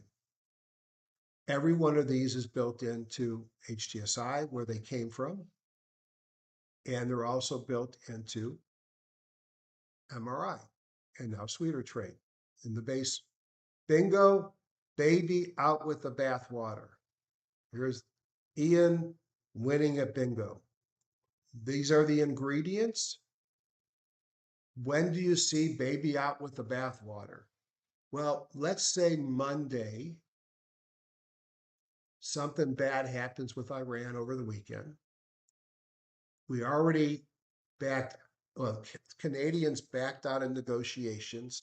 So there's 50% tariffs are going to hit on some Canadian goods. And let's just say they blow up a ship or hit an American ship, God forbid. What will the market do at the open? Well, the market's going to open down 2,000 points. By the end of the day, the market's going to rebound quite a bit. But at least early on, and depending upon where the market closes, we're going to fire a bingo, because a bingo fires when the market's so bad for usually a macro reason that we're selling everything and throwing the baby out with the bathwater. So in a bull market, if I see a bingo, I'm nervous that we probably have an imminent reversal, and that's a mistake. I look for a phoenix. Let me, hold on a second. I think I set this up so I can fix that right here. We go down to bingo. You'll notice that hardly any of this stuff is published anywhere, which is a really sad state of affairs for not requiring on people like me and others who learn from Ian. If you don't have us, no one even knows the guy existed. Such a sad state. And a bear market, things get worse. So we see a bingo, it's not the last one. So in a bull market, I'm going to look for a phoenix because I think the market's going down, and I'll go over a phoenix in a minute. In a bear market, you can get multiple bingos as the market sells off. It's very much related to an RSI. And when you get to a 19-period RSI of 33.5, that's typically where the RSI bottoms, you could see here. And it's about where you fire your bingos. But again, a bingo can be at a bottom, but a bingo can just be the beginning of the sell-off too. So you could see you have bingos here, a little recovery, and then boom. Hard to see much recovery here, and then boom. So bingos are a significant sell-off day. I can put those in my little tabs in the spreadsheet if I have bingos. By the way, bingos work on the markets. They work on stocks, sectors, industry group, whatever you're looking at. And again, it's just, we're selling everything. Assenmacher, that guy whose hedge fund, I wouldn't say it blew up because he's still up 68% for the year or something like that. I'm sure he had some bingos on his screens. He caused 3 weeks ago the pullback in the market. Talked about the bongo already. It allows me to look for the dominant trend. The bango, it's looking for a major spike and new highs and new lows. And it doesn't tell you exactly what's going on because it'll vary by where you are. But if, for example, if you're in a selling off and you get a big spike in new lows, that's typically a bottoming point. but it could just be a short bottom. So a spike in new lows, a bango as you're selling off should make you think that we're probably going to get a short-term bounce. If you get a huge number of new highs when you're at a massive high, it's probably a symptom of a topping market. And you could see these were followed by the Hindenburg Omen. Eureka and Phoenix, there's something important about these. They're like they go both ways. What does that mean? If I'm at the top and the markets run up a lot, and assume that a Eureka is a buying exuberance. Buying exuberance at the top is euphoria and probably a sign that the market's going to sell off. However, if the market has been selling off and I'm in a bottoming and I get a Eureka, which is enthusiastic buying, that's a buy signal. Same thing with the Phoenix. If I get a Phoenix up here, and this here is all right over here, so fear and fear. If I get a Phoenix when I'm still relatively strong market, that's a signal that the market is giving me underlying technical weakness and we're likely to go lower. But if I've sold off a lot and I get a Phoenix at the bottom, irrational selling at the bottom is like a lot of new lows at the bottom. It's contrarian. So you have to look at where you are. Here's a formula for Eureka. It can be a turnaround day at a market bottom, could be exuberance at a market top. It uses things like advanced declining issues and volume. It looks at arms index. It's a great signal. It's there for you. There's two variations, a regular one and a weak one. It's a great way of finding enthusiasm. It's only calculated on the markets. So we have it in the NYSE and the NASDAQ. I don't think anybody really looks at the Amex anymore. And I'll show you that in a few minutes. And when it follows a bingo and a market's going down and you get a bingo, which is your baby out with the bathwater, and then you get maybe a Phoenix, and then after that you get a Eureka. You just had exuberant selling at the bottom, and now you get exuberant buying. You say Eureka because that's what you do when you find gold, because you're going up. Phoenix, similar calculations, just to the opposite and used the same way, but in the opposite fashion. So, I've gotten a fair amount of mileage, nothing like Ian and the Hindenburg. On my market call, it would have been a lot better if I actually had put it on Twitter when I put it out on April 7th. Am I a smart person? Yes, I'm a smart person. Do I have above average IQ? Maybe. I don't know. I've never been tested.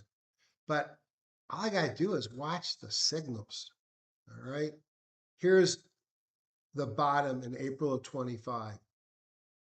You see all the distribution days. They don't usually occur at the bottom because you distribute at the top when you have something to distribute.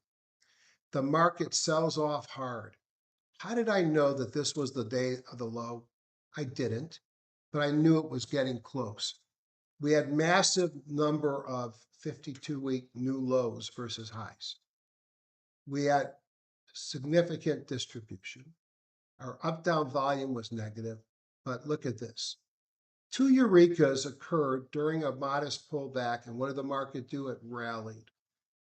Then we got a Phoenix after a massive sell-off. These here are bingos. So massive sell-off giving me bingos. And then I get a Phoenix. This is like piling on. Throw the flag. That's a penalty. And the next day, I get a Eureka. We were in. I called it on this candle. This was the obvious candle.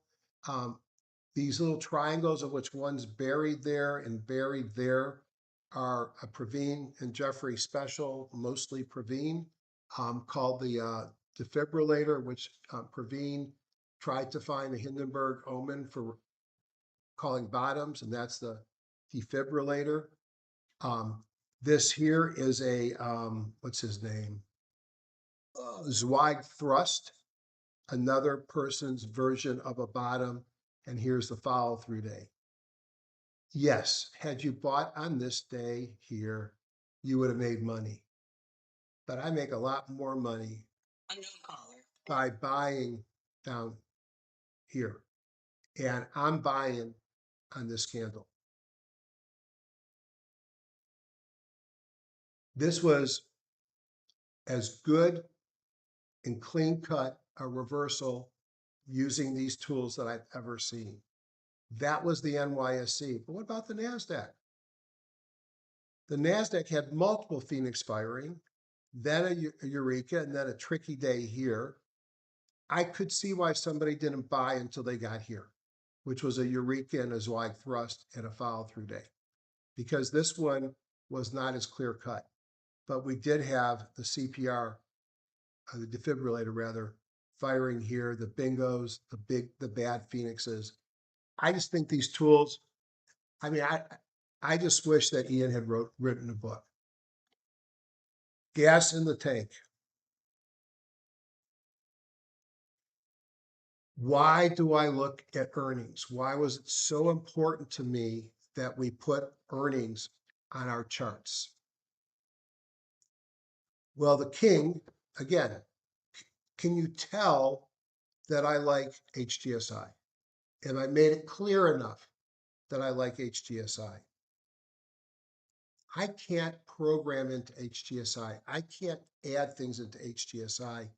And I got tired of teaching people who ended up canceling because it was too hard. But if it's kind of like, well, for example, tomorrow I'm taking delivery of a 2026 911 Turbo S. I have lusted after one because I got rid of mine in 2017. It's got 710 horsepower and it's a gas car, and it will do 0 to 60 in 2.2 seconds. If I put my wife into that car and she hits the accelerator, my car's in big trouble. And the same thing became with HDSI. It's like the Porsche or the Ferrari. You got to know how to drive them, or it's not going to do you any good. And I took some winnings out this year because I doubled very early this year. I've given some back. All right, not as bad as Asamacher, but it's been a tough couple of months. Not tough. It's been a sideways couple of months, but I decided to buy myself a present. And buying one of those cars is impossible. They want 200 over sticker, and there's like 3 available at any given time in the country. So fortunately, I know how to bargain. So basically, in HGSI, they gave us here earnings, quarter over quarter earnings. And I would look at these stocks like Sezzle, and I could see it's growing 35% the next quarter, and then 44%. It's growing about the multiple. Peter Lynch said he'd pay up to 2 times, or was it Kramer said he'd pay up to 2 times the growth rate. But here's gas in the tank. If we hit our numbers for the next 2 quarters, we are going to pick up a 56 cents and a 71 cents. We are going to drop the prior year's 36 and a 49. So if we hit all our numbers, we're going to drop 85 cents and we're going to add $1.26. So that's 45 cents of additional earnings per year. 45 cents times a PE of 40 is $18. So I would project in my mind, as I'm trying to figure out what could this stock run to, I'm thinking it runs up 18 to 20 bucks. And that what's driving that fuel is, if nothing else happens, there's no expansion of the PE, that it is going to have a move at the minimum of $18 to $20. So I like buying stocks with forward earnings per share growth. I like buying stocks whose earnings per share growth is at or above the multiple. I like buying stocks, and this one doesn't qualify, who's got ridiculous growth that's not been done anything. 100%, 100% of earnings, 340, 1100, 1125, and 711.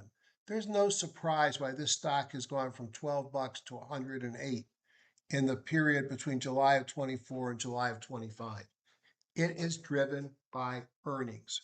We have not yet put the quarterly earnings in like that. That's something that we're talking about doing. The challenge isn't the rear view mirror, it's the front. I mentioned if you have Sweeter Trade, you get my tool set in TradingView. It's the same chart. Colors are different. You got your bongos, your high jump, moving averages. You've got the EMS and CPR done this way. You got my dots. One of the advantages of TradingView is I can put the daily and the weekly relative strength crosses versus the spider on the same chart. There is another advantage. It's been so long since I've done it.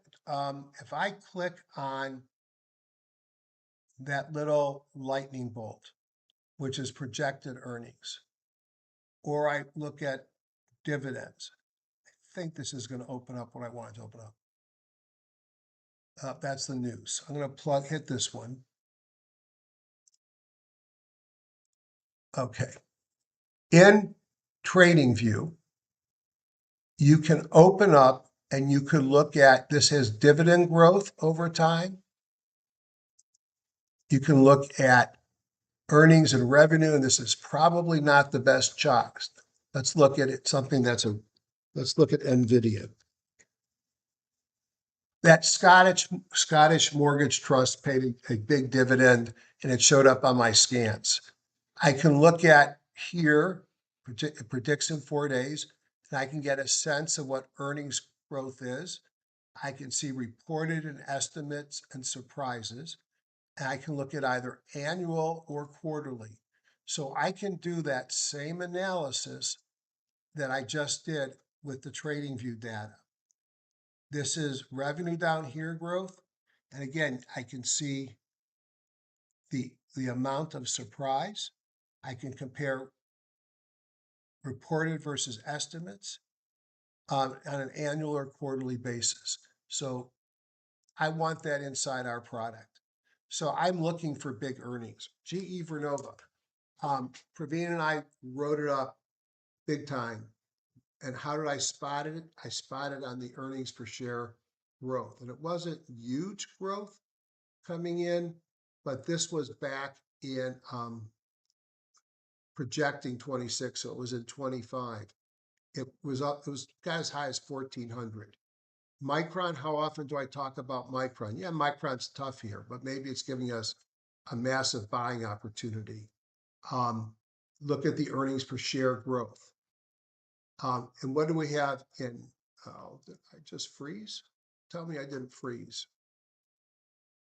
Are you guys still with me? Type a Y if you can still hear me. Thank God. Okay. Let me get back. All right, so there's Micron. And then SanDisk, another one with massive earnings growth. Here is my impression of price, chart, and earnings. I am in the camp that the chart already reflects what the institutions already know. And that based upon projected earnings or whisper numbers sometime, it's already in the stock. And that when you look at over the next 25 years, who are the stocks that we have today that are going to still be here and be considerably higher than we have today, are going to be those stocks that are consistently growing their earnings. So when I look at SanDisk and I see that their August earnings announcement was $39.25 earnings. You compare that to August 14th, they made 29 cents the year before. Unbelievable. It had 13,434%. And it didn't even do anything on earnings. Earnings came out April 30th. Excuse me. They just, August 5th, rather. Look at the wrong one. So it came in, it's not a real chart.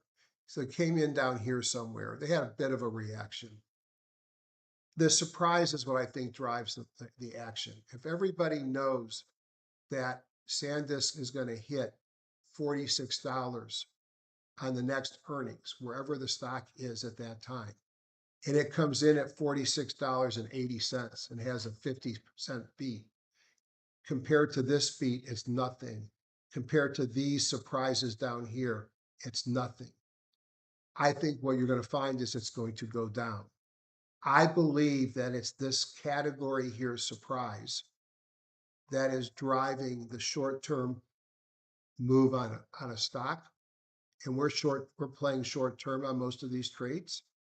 And that long-term, it's the growth rate versus the multiple. How this stock has a multiple forward of 8.63 when it's got growth like this is crazy, but it means somebody doesn't trust the growth. It's a cyclical, it's not a long-term story, but I look for that disconnect. Why was I making money on SanDisk and Micron? Because I saw the disconnect in earnings. So I think earnings matter. I just would like to have more over it and a way to easier look at quarter versus quarter than just doing it by manually. What do I do with these stocks? I look at manually, 46 is supposed to come in, and it did $1.22. So I've got 4,000 percent growth, no matter coming in. And that's if I don't beat it. Slowing down, who cares? It trades right now at a multiple of 8 going forward, or 100, give or take, looking backwards. 4623 times 100 is 4,600. It's not going to go to 4,600. But in my mind, if it makes its number, has a decent surprise, it's going to all-time highs. If it misses its number, it's in trouble. And that's the problem with fighting these guys. But earnings matter. We all play them differently. 3-road scenario of life.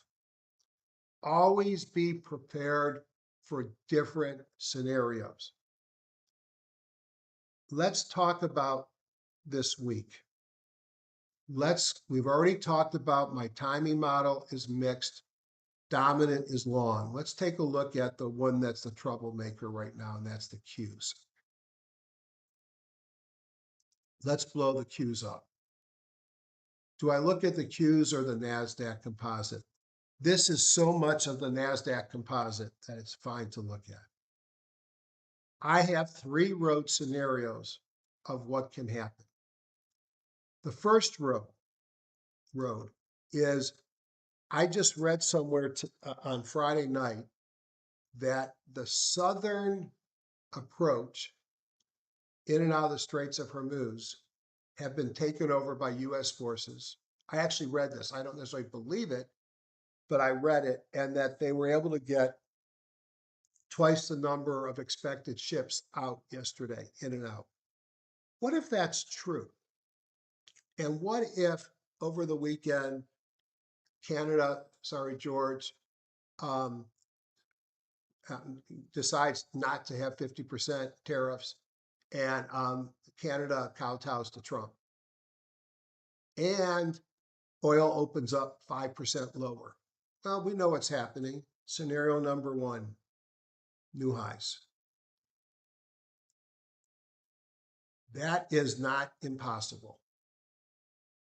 All right. Do I expect it? No. If we get scenario number one, I expect it to do this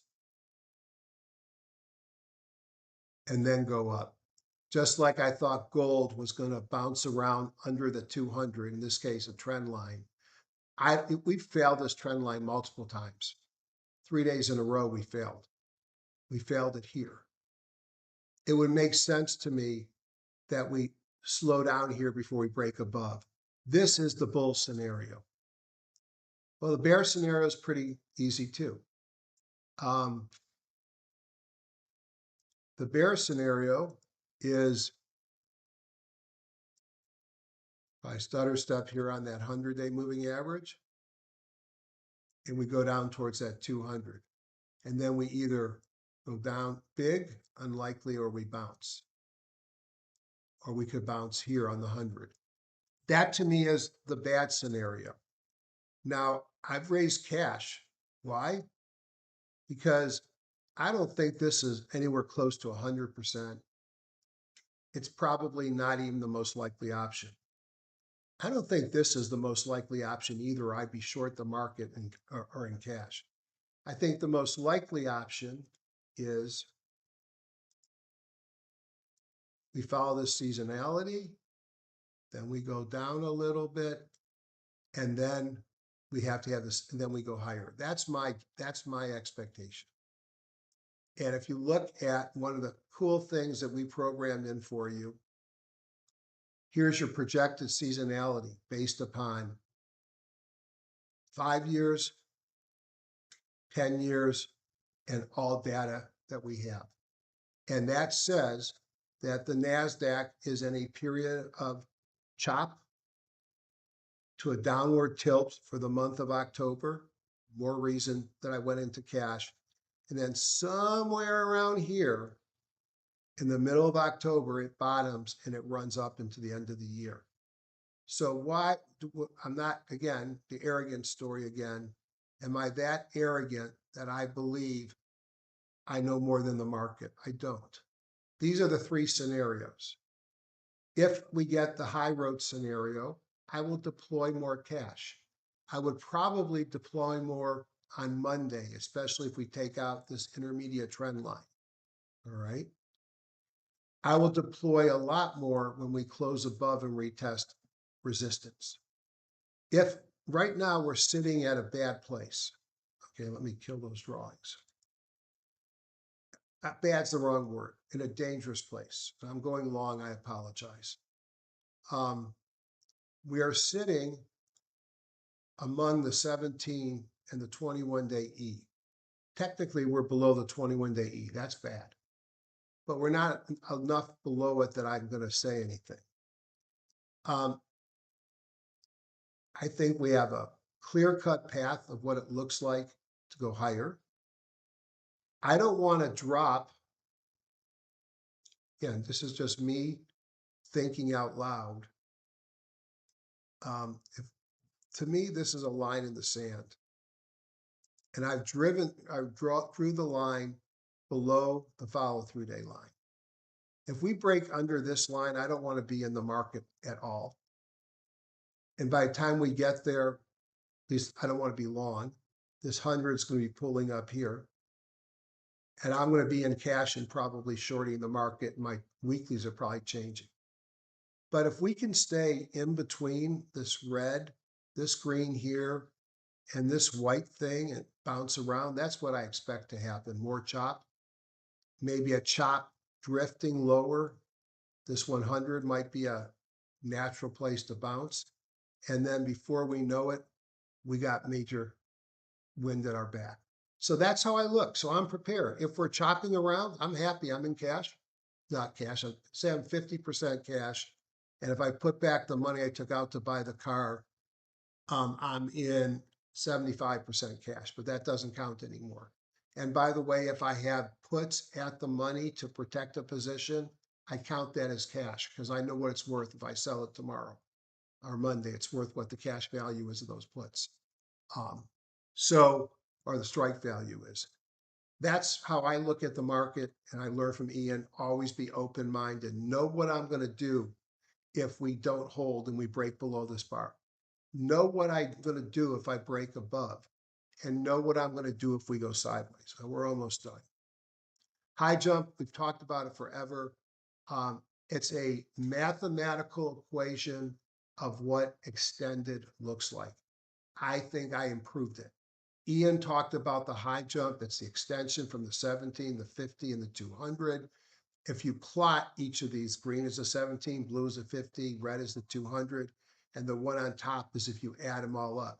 You could see that when the markets get extended, they top and then they get little pullbacks. May not be the same day, but when you top, you get a pullback. You don't get destroyed. So it's normal that if you see it up near the top, that it is going to lead to a pullback. The absolute value here is meaningless. It will vary from stock to stock. So to me, I want to know what today's value is compared to the highest or lowest value going back a year.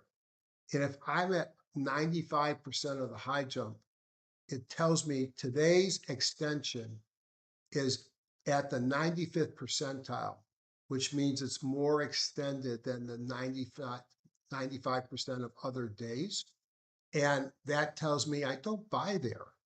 And probably I should think of lightening up if I'm in a short-term account because it's going down. So I got multiple proof of that. I couldn't get, let me show you live. Sometimes it's better to do it live. And let's go to JS Layout, MRVI, Marvell Life Sciences. I wanted to show you extended. If you click, you see up here, it's probably close to 100. If you click on the bar, it lights up. It tells you what everything is, and the high jumps at 100. If I owned MRVI here, would I sell it? I'd probably tighten my stop at the minimum because when it's done this before, it's pulled back pretty much every time. So the reason why it's blurry is I couldn't copy it using Snagit while I was holding it, and it just came out lousy. But that was the point. I mentioned free parking in that initial spaghetti slide that had all those pathways. Free parking is the 50-day moving average. You make money by buying stocks when they pull back to the 50-day moving average and then move up. We call it free parking. So every time a stock in an uptrend pulls back to 50, it's telling you it's the midline of price over the last 50 days, and that it's a place that buyers will often come in. Funny stock, it's Micron Technology back in 2013 when it was a $10 stock over here. If only you coulda, woulda, shoulda. The problem is it has had massive sell-offs before it got to where it's at today. It's gone from a cyclical to a non-cyclical stock.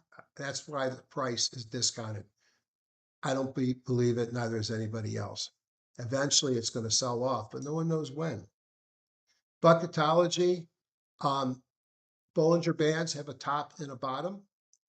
Between 0 and 100, you have 10 slices. You have slice 11, or we call it 0, underneath. You have twice slice 12, which is number 11, above. And you could break out every market by where the stocks are, how many are in each slice. We know from Bollinger Bands, 2 standard deviations. Now, I thought it was 4%, 4 to 5% should be outside the bands. Most people give it 11. It's extremes where you make your money. When this is neutral, it's stalemate. This is getting overbought, but it's only 26. It's not high enough. It's coming. You're happy as a clam. We call that Camp Sunshine. And when you're building up below until you reverse, and this is about where it's going to reverse, it's Camp Gloom and Doom. So I want to see this picture every night. If you look at this graph and you'll have these charts, you'll find that in an uptrend, when you get massive extension, it's a bottom. Now listen to this carefully. In a uptrend, when you get overbought, it is not a top. It is often a pause. Now let me flip that. In a downtrend, when you get a big green signal, it is not an all clear signal. It is a signal that you're retracing, but you're probably not going to go to all new highs. When you're in a downtrend, it's the opposite of what we're showing you here. June 22nd, we were at a meeting. I think George was still with us, so George Lee meeting in California. And these meetings were all taking place the second weekend of June. And the markets just sucked every time we had those meetings. It was comical. And here we are on the day of the meeting. And we were at 50%, we're below the Bollinger Bands, and 98% of the stocks were below the midline of their Bollinger Bands. And how bad was today? Going back to 1994, 36th worst reading out of 75.41, which means only 0.4% of days were worse. And that was over here. And we were tied for 16th for the most stocks trading below the midline. When the rubber band pulls too far, the rubber band breaks. Now, in a bear market, that was the difference. In a recession, which we had in 08, 09, but not in 22. In a recession, bad markets will get very worse. Here we had over 70% below their bands and 99% below the midline. We had little rallies, got worse before it got better. This reminds you that oversold markets can get more oversold. We were not in a recession. Well, this is today, kind of neutral. This is where we were April 25 on April 7th when I decided to put my YouTube out. What's your reason for using the weighted MAs? Visual, I looked at simple, triples, and I visualized and looked back. And I think Weinstein used them too, but it's the ones that fit best when I look backwards. Not scientific, just looked at which ones kept me in for the longest part of an uptrend and downtrend, kept me out in the downtrend. Good, great question. Buckets, it's in our product. And now the piece de resistance, ENAI. I am going to bring back up HGSI. And every night in HGSI, I go into all securities.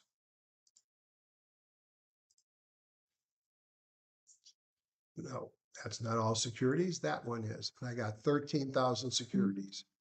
I already showed you that I had, to the chooser, I'm going to type in archive. Then I've got archive view all stocks, JAS.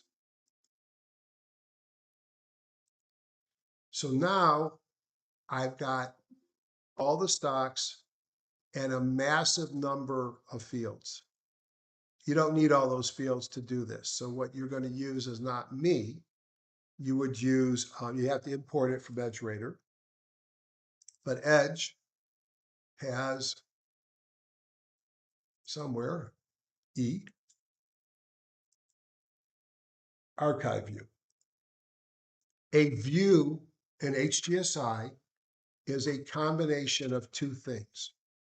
It is the combination of a filter, which we're not using, but if I wanted to limit it to stocks with a buy signal, $2.150 with a buy signal within 1 day. I've dropped it down to 132. but we don't use a filter here. I want all the stocks. And then typically we have a ranking, but I don't really care ranking here. I want all. All right, so now I got them all, and I do a file, save as HTML, all securities. I've already got it in here, so I don't think I want to do it again. And we're on the 23rd. You can see I've already got all securities. I just put 822. So I'm not going to do it again, but that would save it. Now that I have those all securities, pretty much turn off HTSI. I go into EdgeRater. EdgeRater is just upgraded to 26. You get it automatically, but you don't have to be 26 to use it. In fact, I don't even think you have to be updated on the data because it's just using the spreadsheet. Under HGS Woodward and Brown is HGS Warehouse Analysis with AI. I then browse my directories, and I'm anal. I've got a directory called 823. So I don't just have a group that I save of stock list. I save everything from that week, and I got them back for a long time. So I am going to look for it. Here it is. I'm going to click on it, and it's going to populate right there. Now I run EdgeRater, and it's taking those 13,000 stocks, and it's running them through Ian's mind. It's magic. And it's showing various things. ERG, we talked about that in the beginning, EPS plus relative strength plus group. It's showing where stocks are. It's showing how many stocks are in each decile of EPS, relative strength, and group. It's looking at how many stocks are in various boxes. Accumulation, distributing, where people in accumulation distribution, how many are downtrend or uptrend. There's rules for that. Where are they at in their buckets?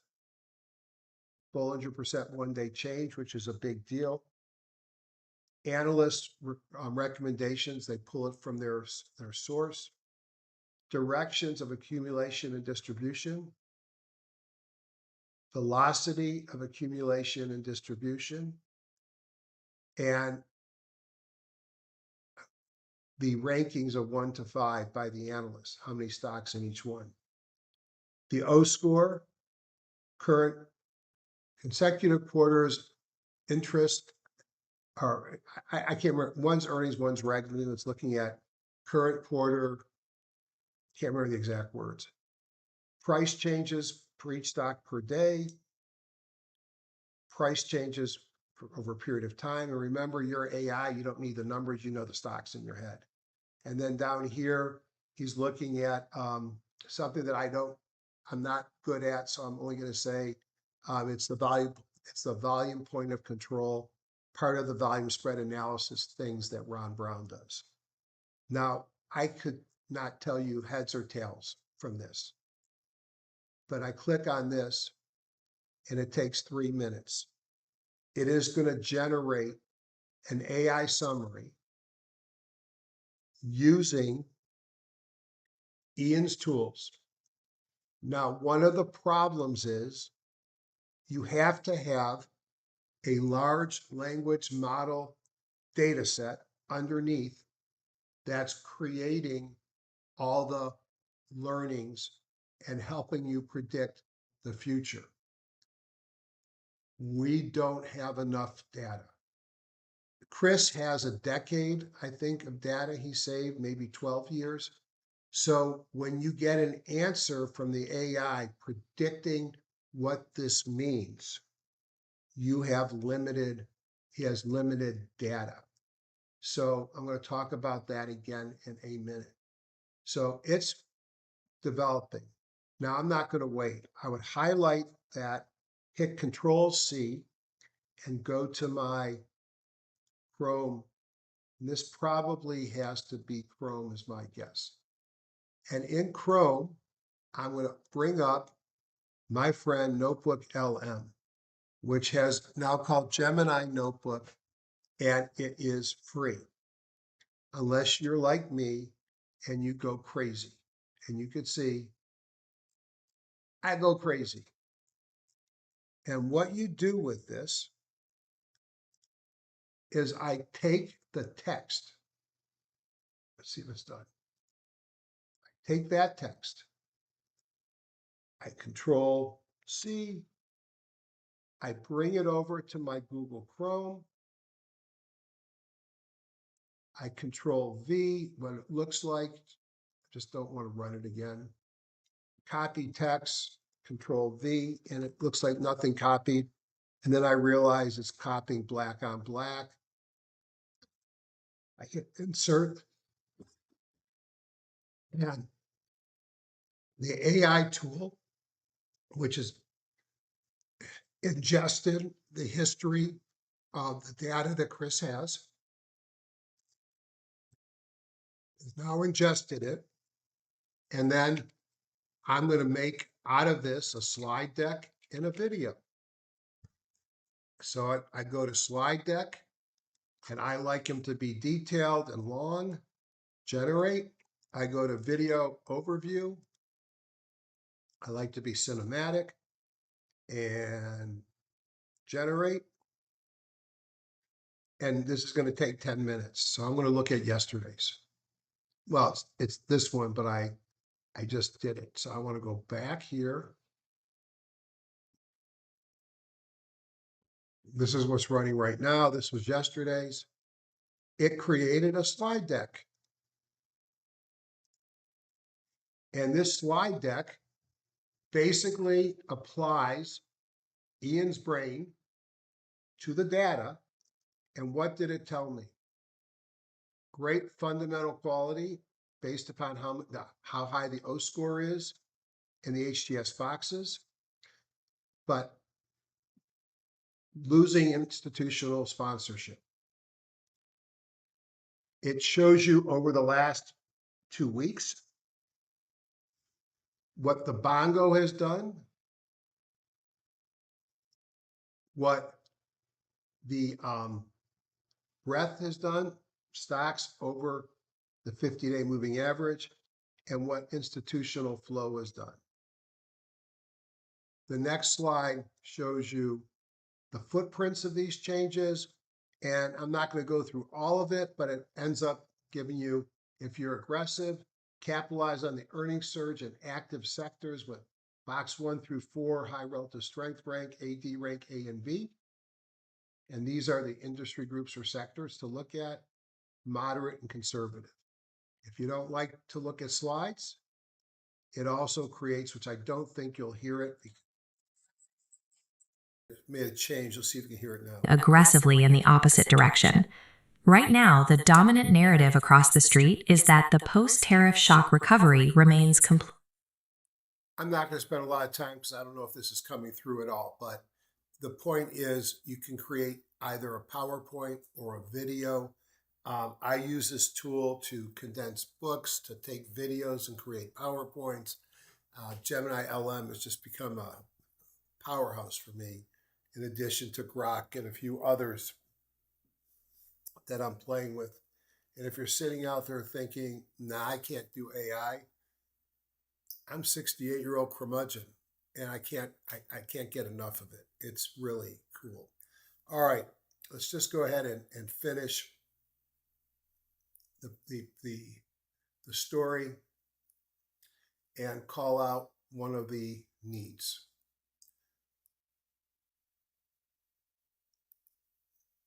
All right, just move this around. Perfect.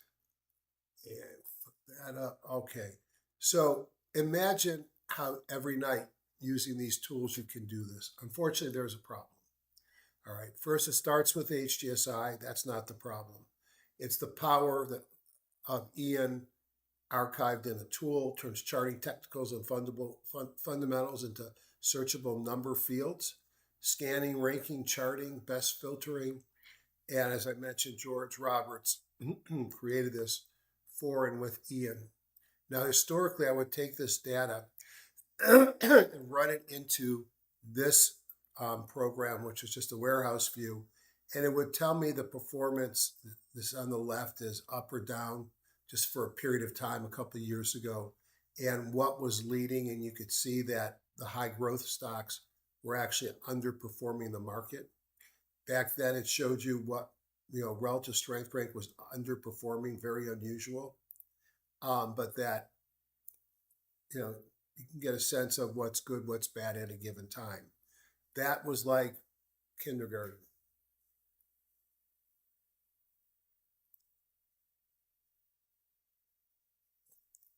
Now, with warehouse analysis, with AI, browse, you find that filter, which I showed you how I saved it, or that file.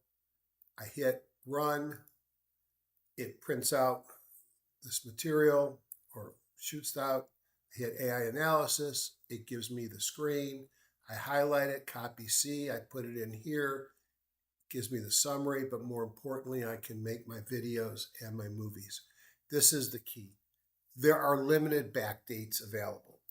HDSI does not have the feature that we can go back and set the calendar for any date and walk it forward so that we could build 30 or 40 or 50 years worth of data.